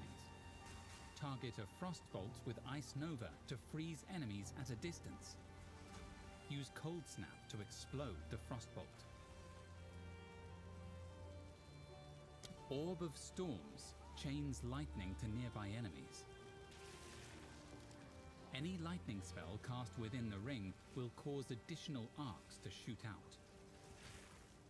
Orb of Storms chains lightning to nearby enemies. Any lightning spell cast with Ember Fusillade conjures motes of fire that hover above you. When you stop casting, the embers will... Oh shit.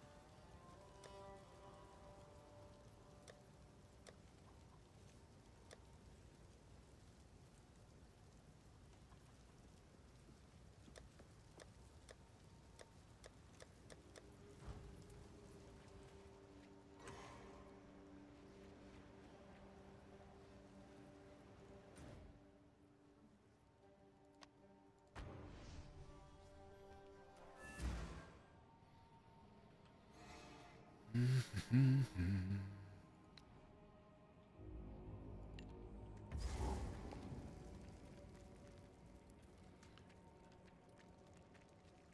like, where is she? But I gotta release him first. Why? Why? Why do I have... Oh my God.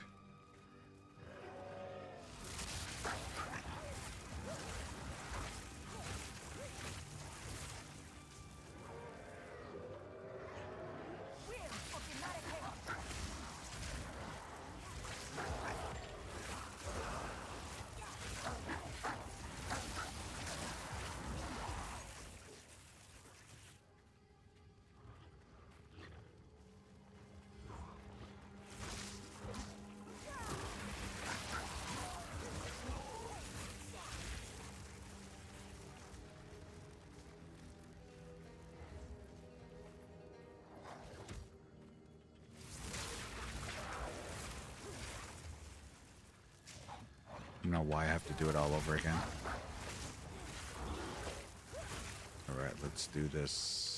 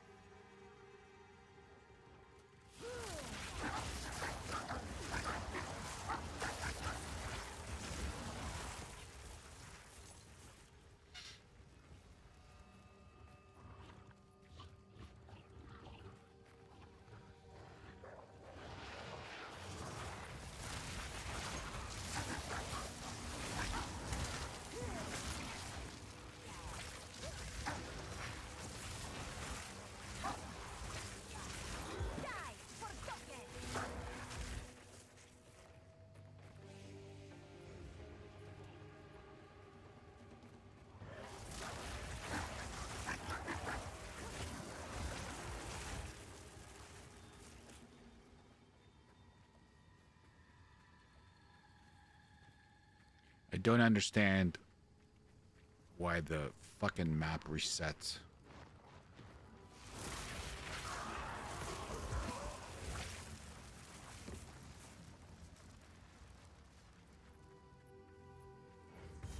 Nope.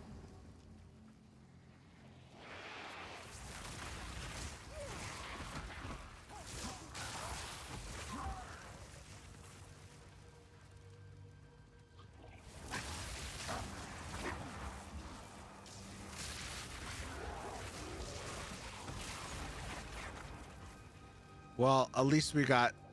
Here we go. Oh, no. Oh, let's see how this does. Who's this?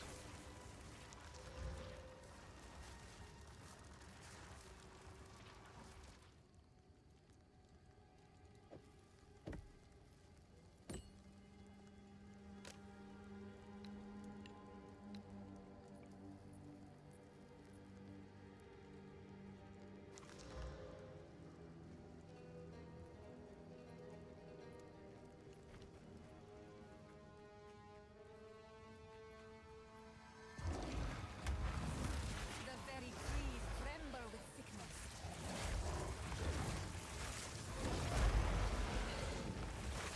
Your death comes. Whoa!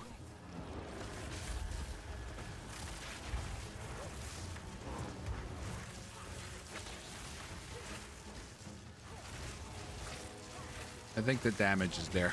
Oh my god.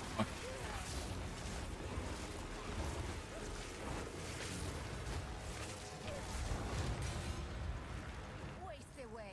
Back to the soil.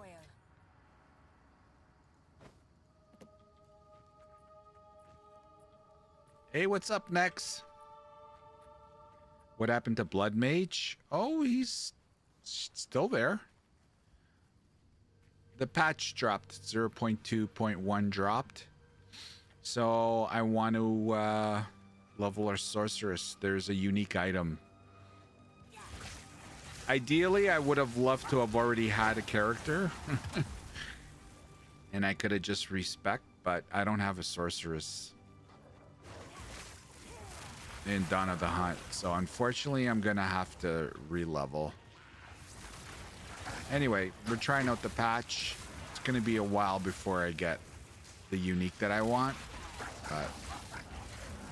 But my hardcore character's still there. What's up, Scott? And this is a blind build. This is a Sammy build. This is going to be the weakest build ever because I'm building it. No help, no build guide, no nothing.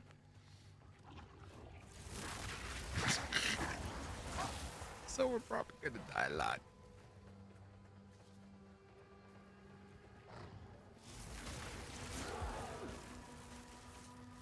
And it's not going to be a spark build. This is just early days.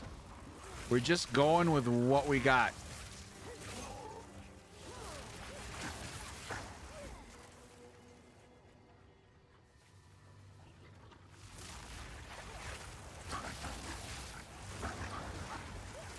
What you up to, Scott? Long time no see.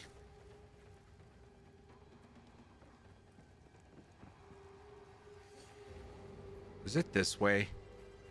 For the love of God.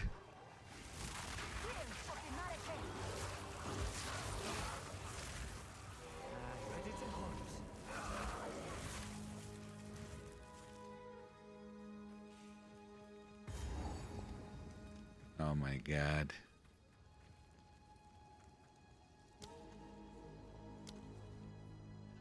Not much. Happy Thursday. Happy Thursday. Is today Thursday?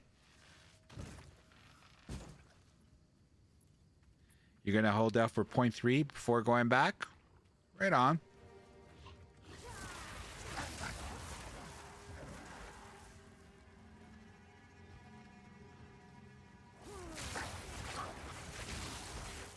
Not going to lie. I'm just...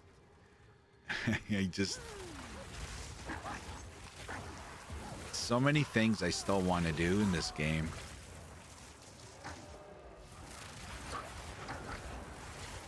It's okay. We're going to definitely get our...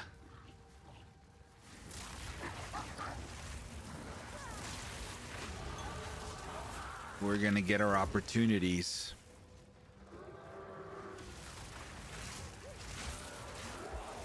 A new league every 2 months? Let's go. You had me at hello. Whoa. Did they fix POE 2? I wouldn't say that, Scott. They put some more chase items like uniques. So I think it's going to help with some of the build diversity and provide more options. But overall, there's still I think 0.3 is when a big chunk of what they need to address. Not all of it, obviously. Some of it is when they're going to really do a heavy...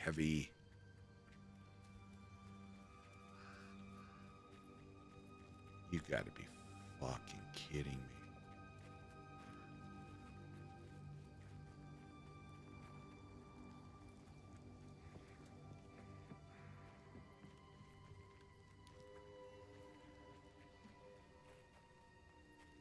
Yeah, so I hit a wall in softcore, and when I hit that wall, you know, I took a little break, and then I missed it. I came back and we did, okay, let's run hardcore. So I'm like, there's no way I'm going to beat the campaign on hardcore. I died too much and we did it. We beat the campaign. And of course, I died on my very first map. So now I got another hardcore character that's making its way back. Hopefully I can get there. And then this patch came out. So there's, like I said, there's some unique chase items that I want. There's one specific to the sorceress. Hopefully we can get it. The wound on the grim tank. Stay safe. Unfortunately, I don't have a sorceress in Dawn of Hunt. Dawn of the Hunt, sorry. So I gotta build here. I gotta re-level.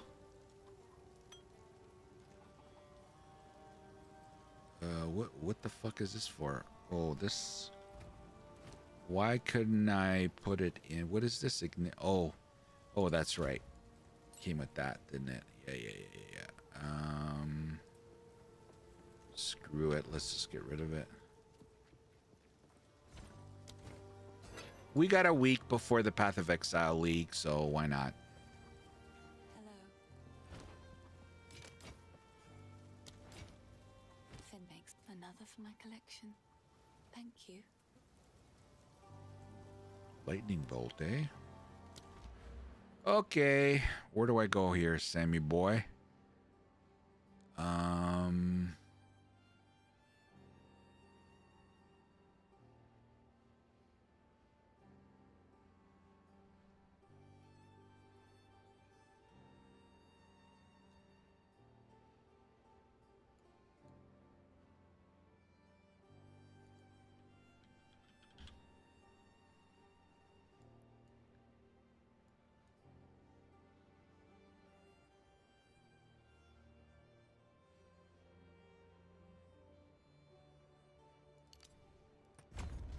I don't fucking know.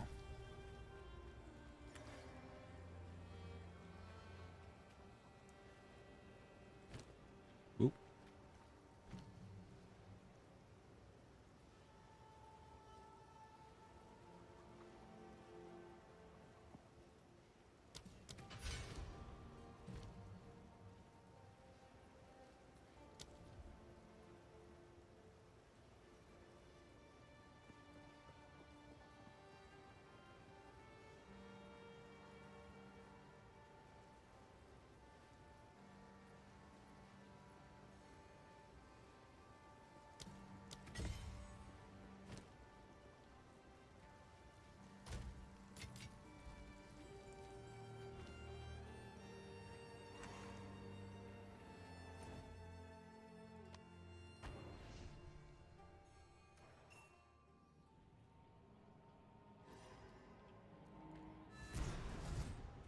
You haven't looked at the new POE League much either?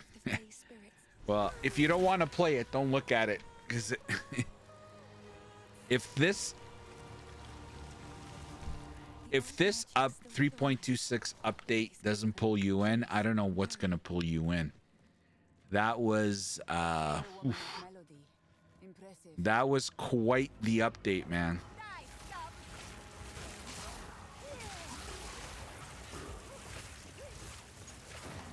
That was an update and a half.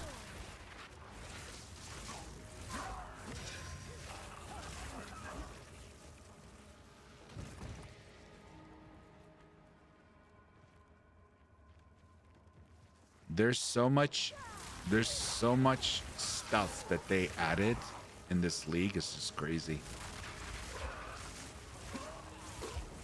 I have to say, I was going to play 3.26 just because, these are the games that I play, unless they really pooch the dog.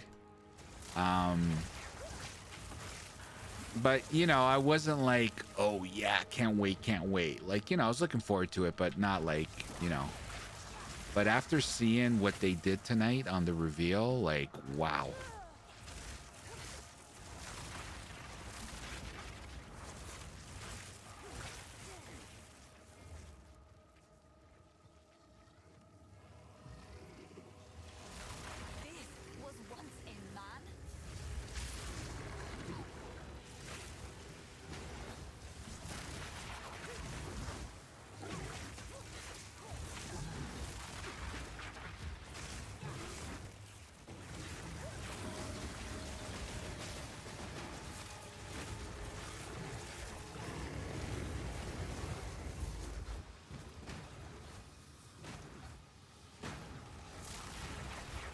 the fuck?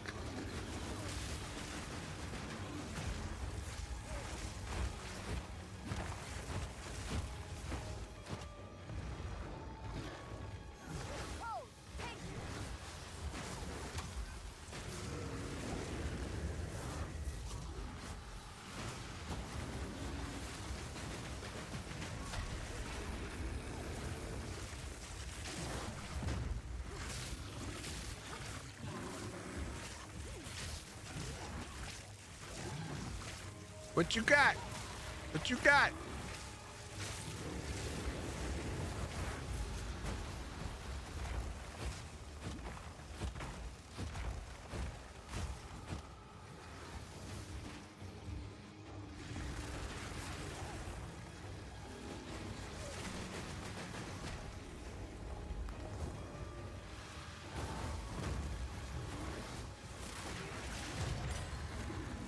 The elements will take you now, druid.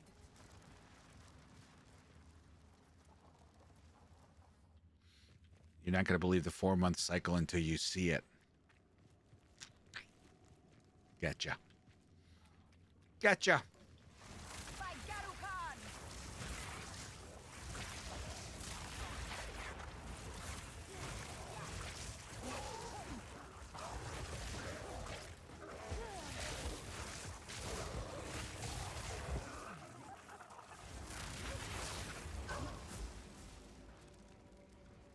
Of course.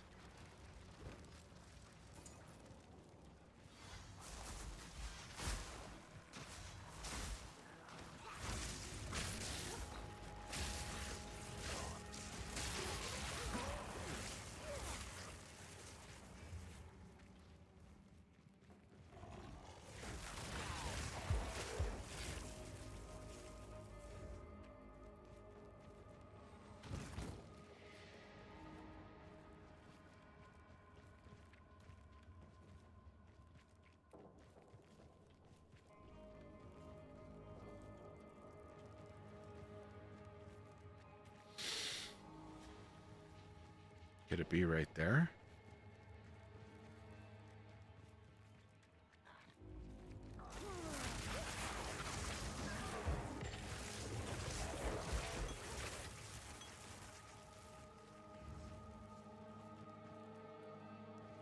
Thank God we found it.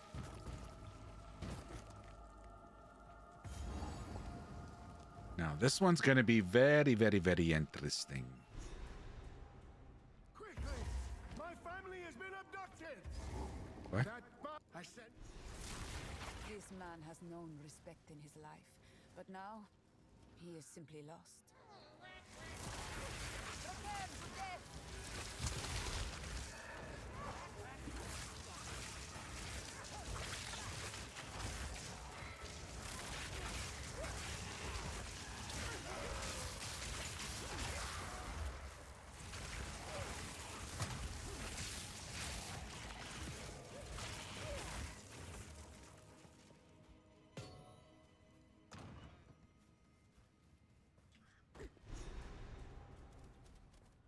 Oh my God, how am I going to kill the green guys?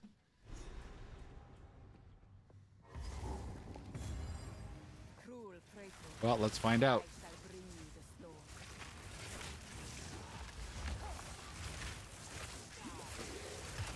Okay, we can kill him. We can kill him.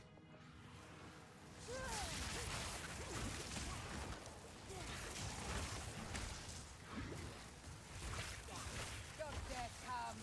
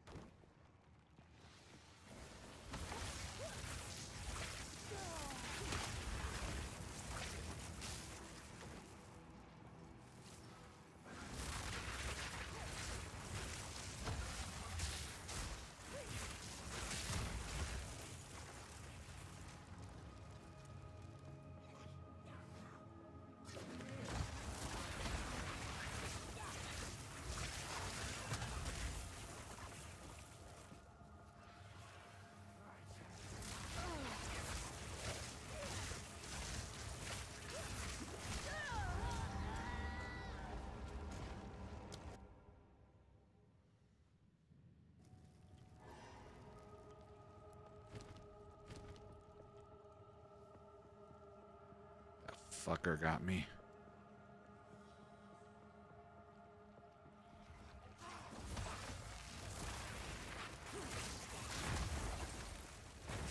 Here he comes again.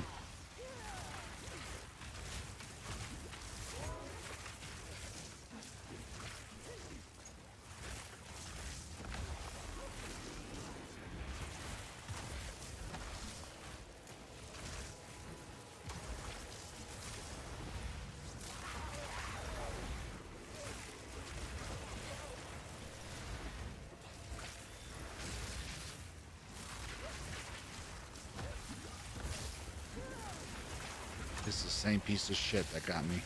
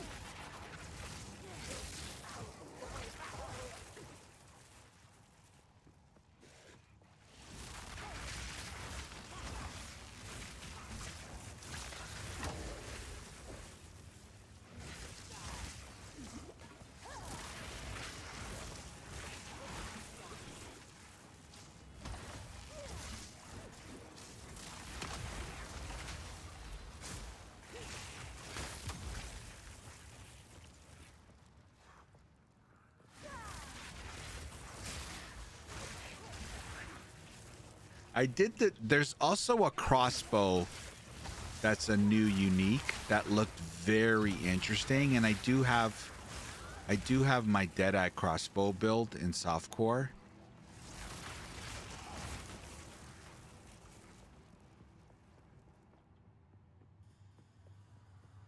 That was an option, which he's already in maps, which probably would have made more sense. But it doesn't matter. This league is going to go on till August, so...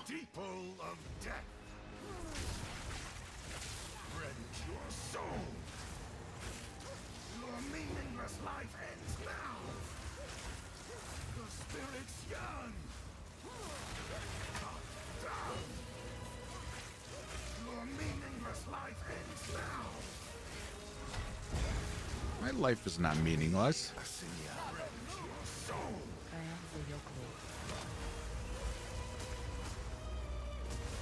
Very rude.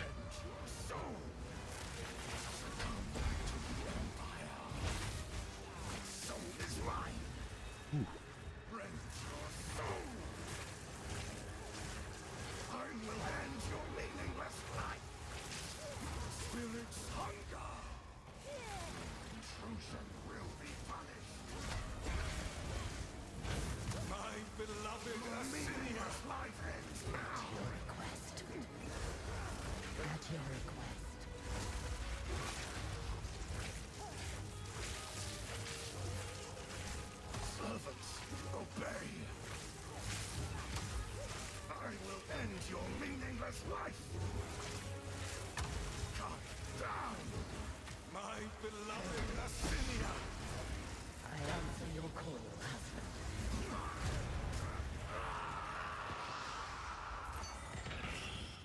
demise is welcomed.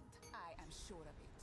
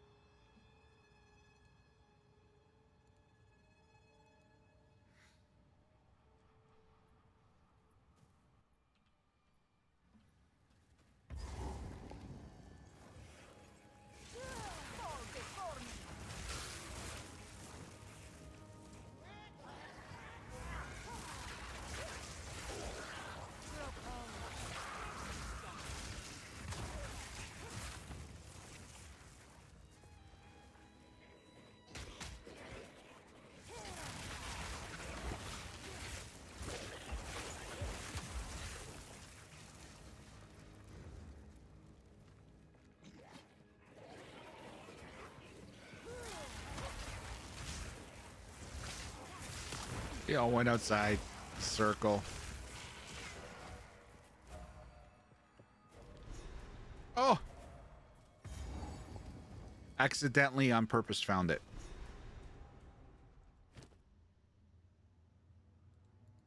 Witches are not tolerated where I am from.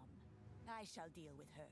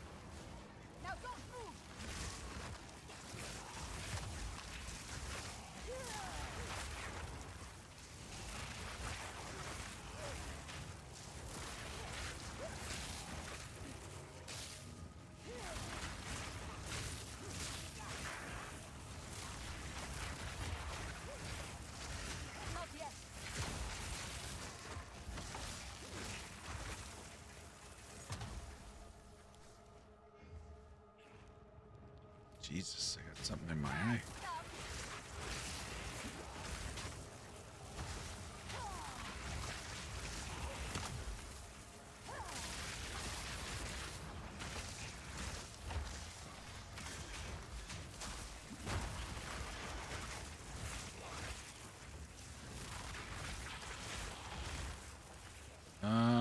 Which way?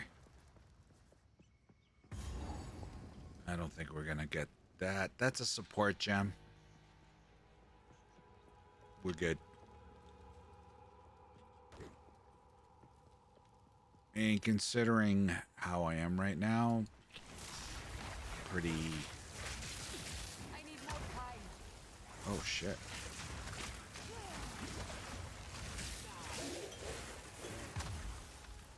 I'll probably have a hard time with it, to be honest with you.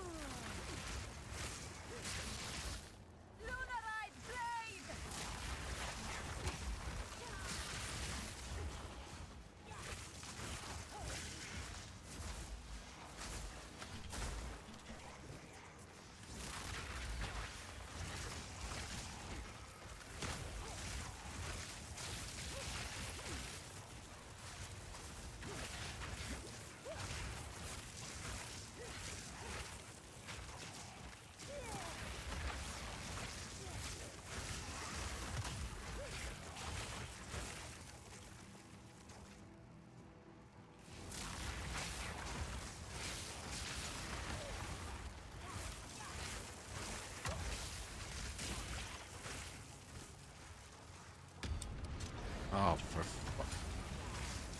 no! Don't do it!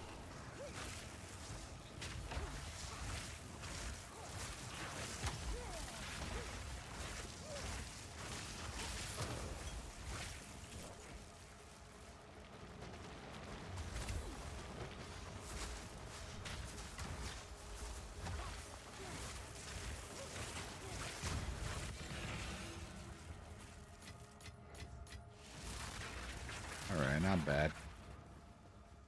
Did the blood... Hey, Miwi Kiwi. Did the blood mage die? No. No. We're just starting a new softcore trade character. Because of patch 0.2.1, there's some unique chase items that I wanna get for a sorceress build. And I didn't have a sorceress build in Dawn of the Hunt. So...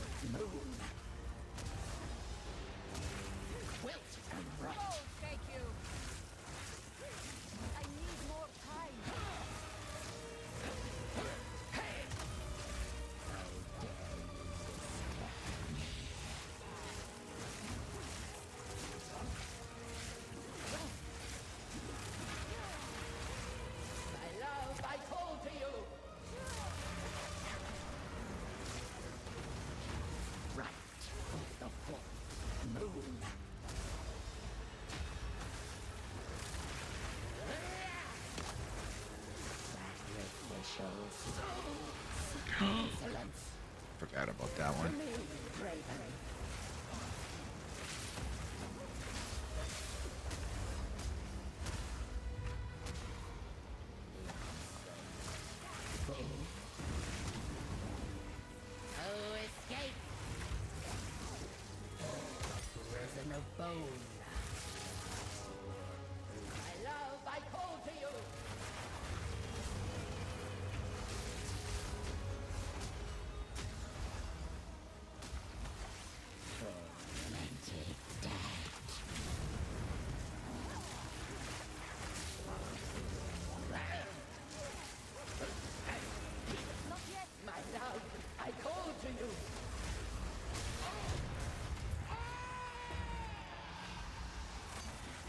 Repulsive witch! May your misdeeds be long forgotten.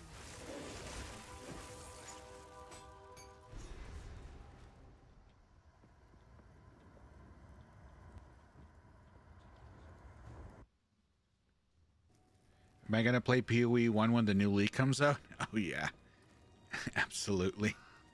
Yes. I don't know how you can't play it after watching that. Like, that's... Woof. What a league. That is going to be interesting. At last, it's open! Praise the first ones! What is this? How about you, Miwi Kiwi? Are you? Graves, Isabel, Torko, Callum, the family of Count Lachlan of Ogham. My family! This doesn't make any sense. They're dead. Those bastard Eternals. I must make them pay. I must make them suffer. You want to, but you might not have the time. Oh, this is gonna be brutal.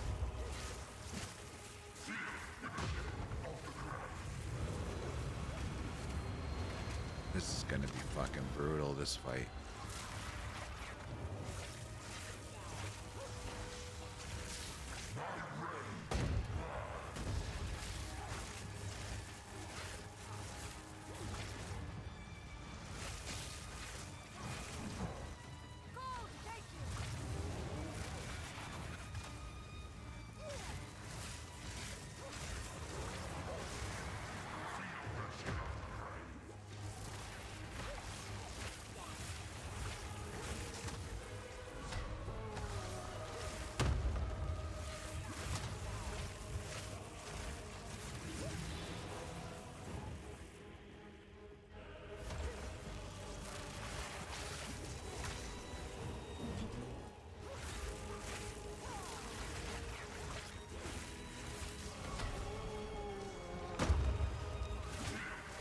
Fucking love your range, bro. Your range is impeccable.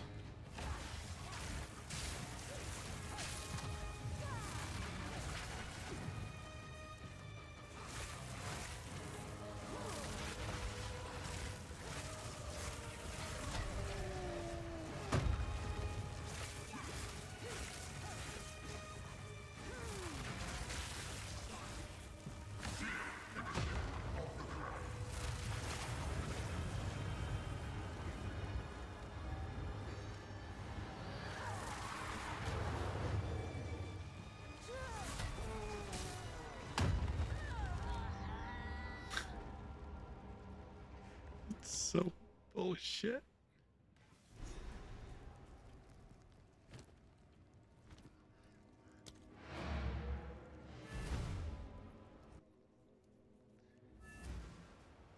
I don't think I could ever bring us sorcerers through hardcore.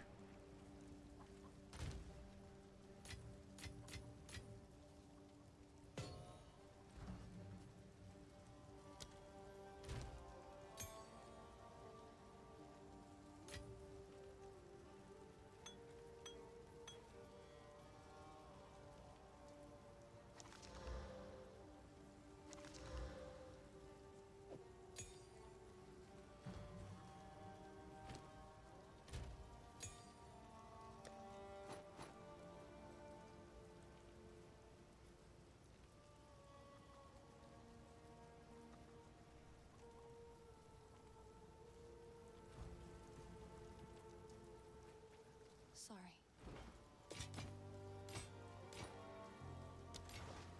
I like to hold on. I will treasure it.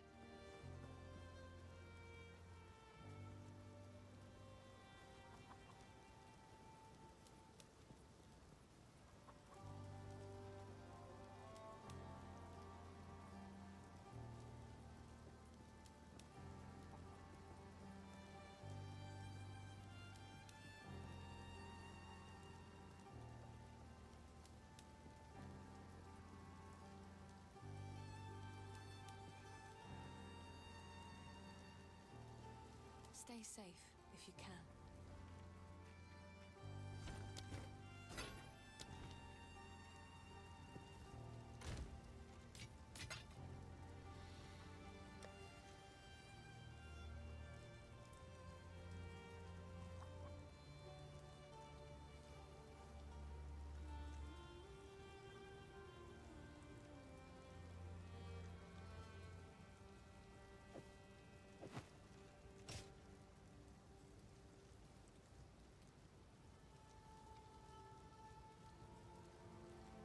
You're not gonna have the time till early June.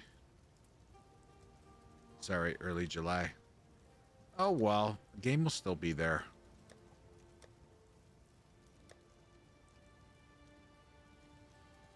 Yeah, I know a lot of people that was like the play. I never liked Spark. Like, yeah, just like I agree. I never liked it at all, to be honest with you. Did not gravitate to it at all.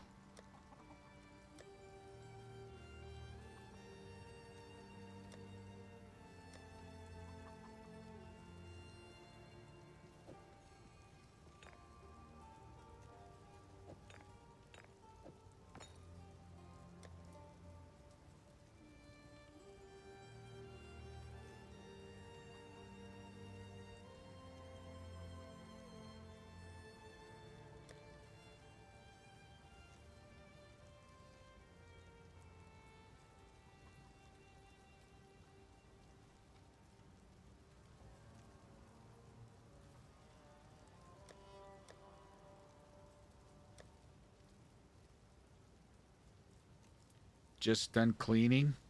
Time to download. What? Isaac? You haven't played POE 1? What?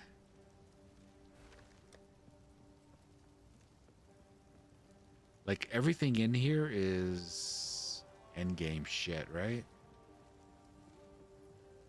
Like, high level.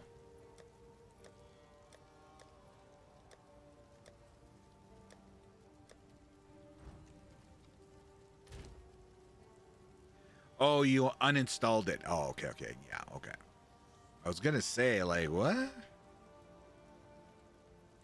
Where the man? This is all over the map. I have to organize this. I'll do it off stream. I think we're good there. Definitely good there. I really don't give a shit about that. And we already looked there, right? Sorry, I was... Bye. I've collected these over time. Actually, you know what?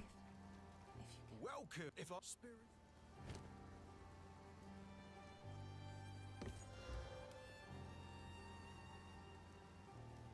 Whoa.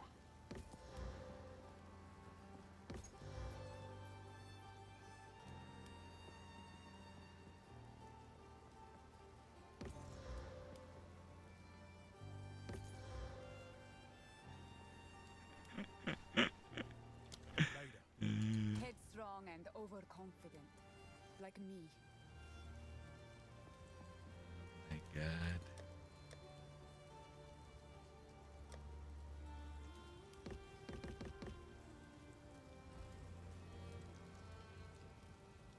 Now it has the content, so it's worth the download. Yeah, yeah. Let's see how many guys are. Ooh. Trunks is level 93.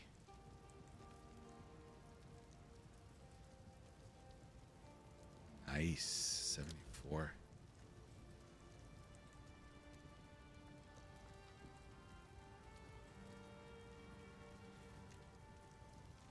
All right, guys.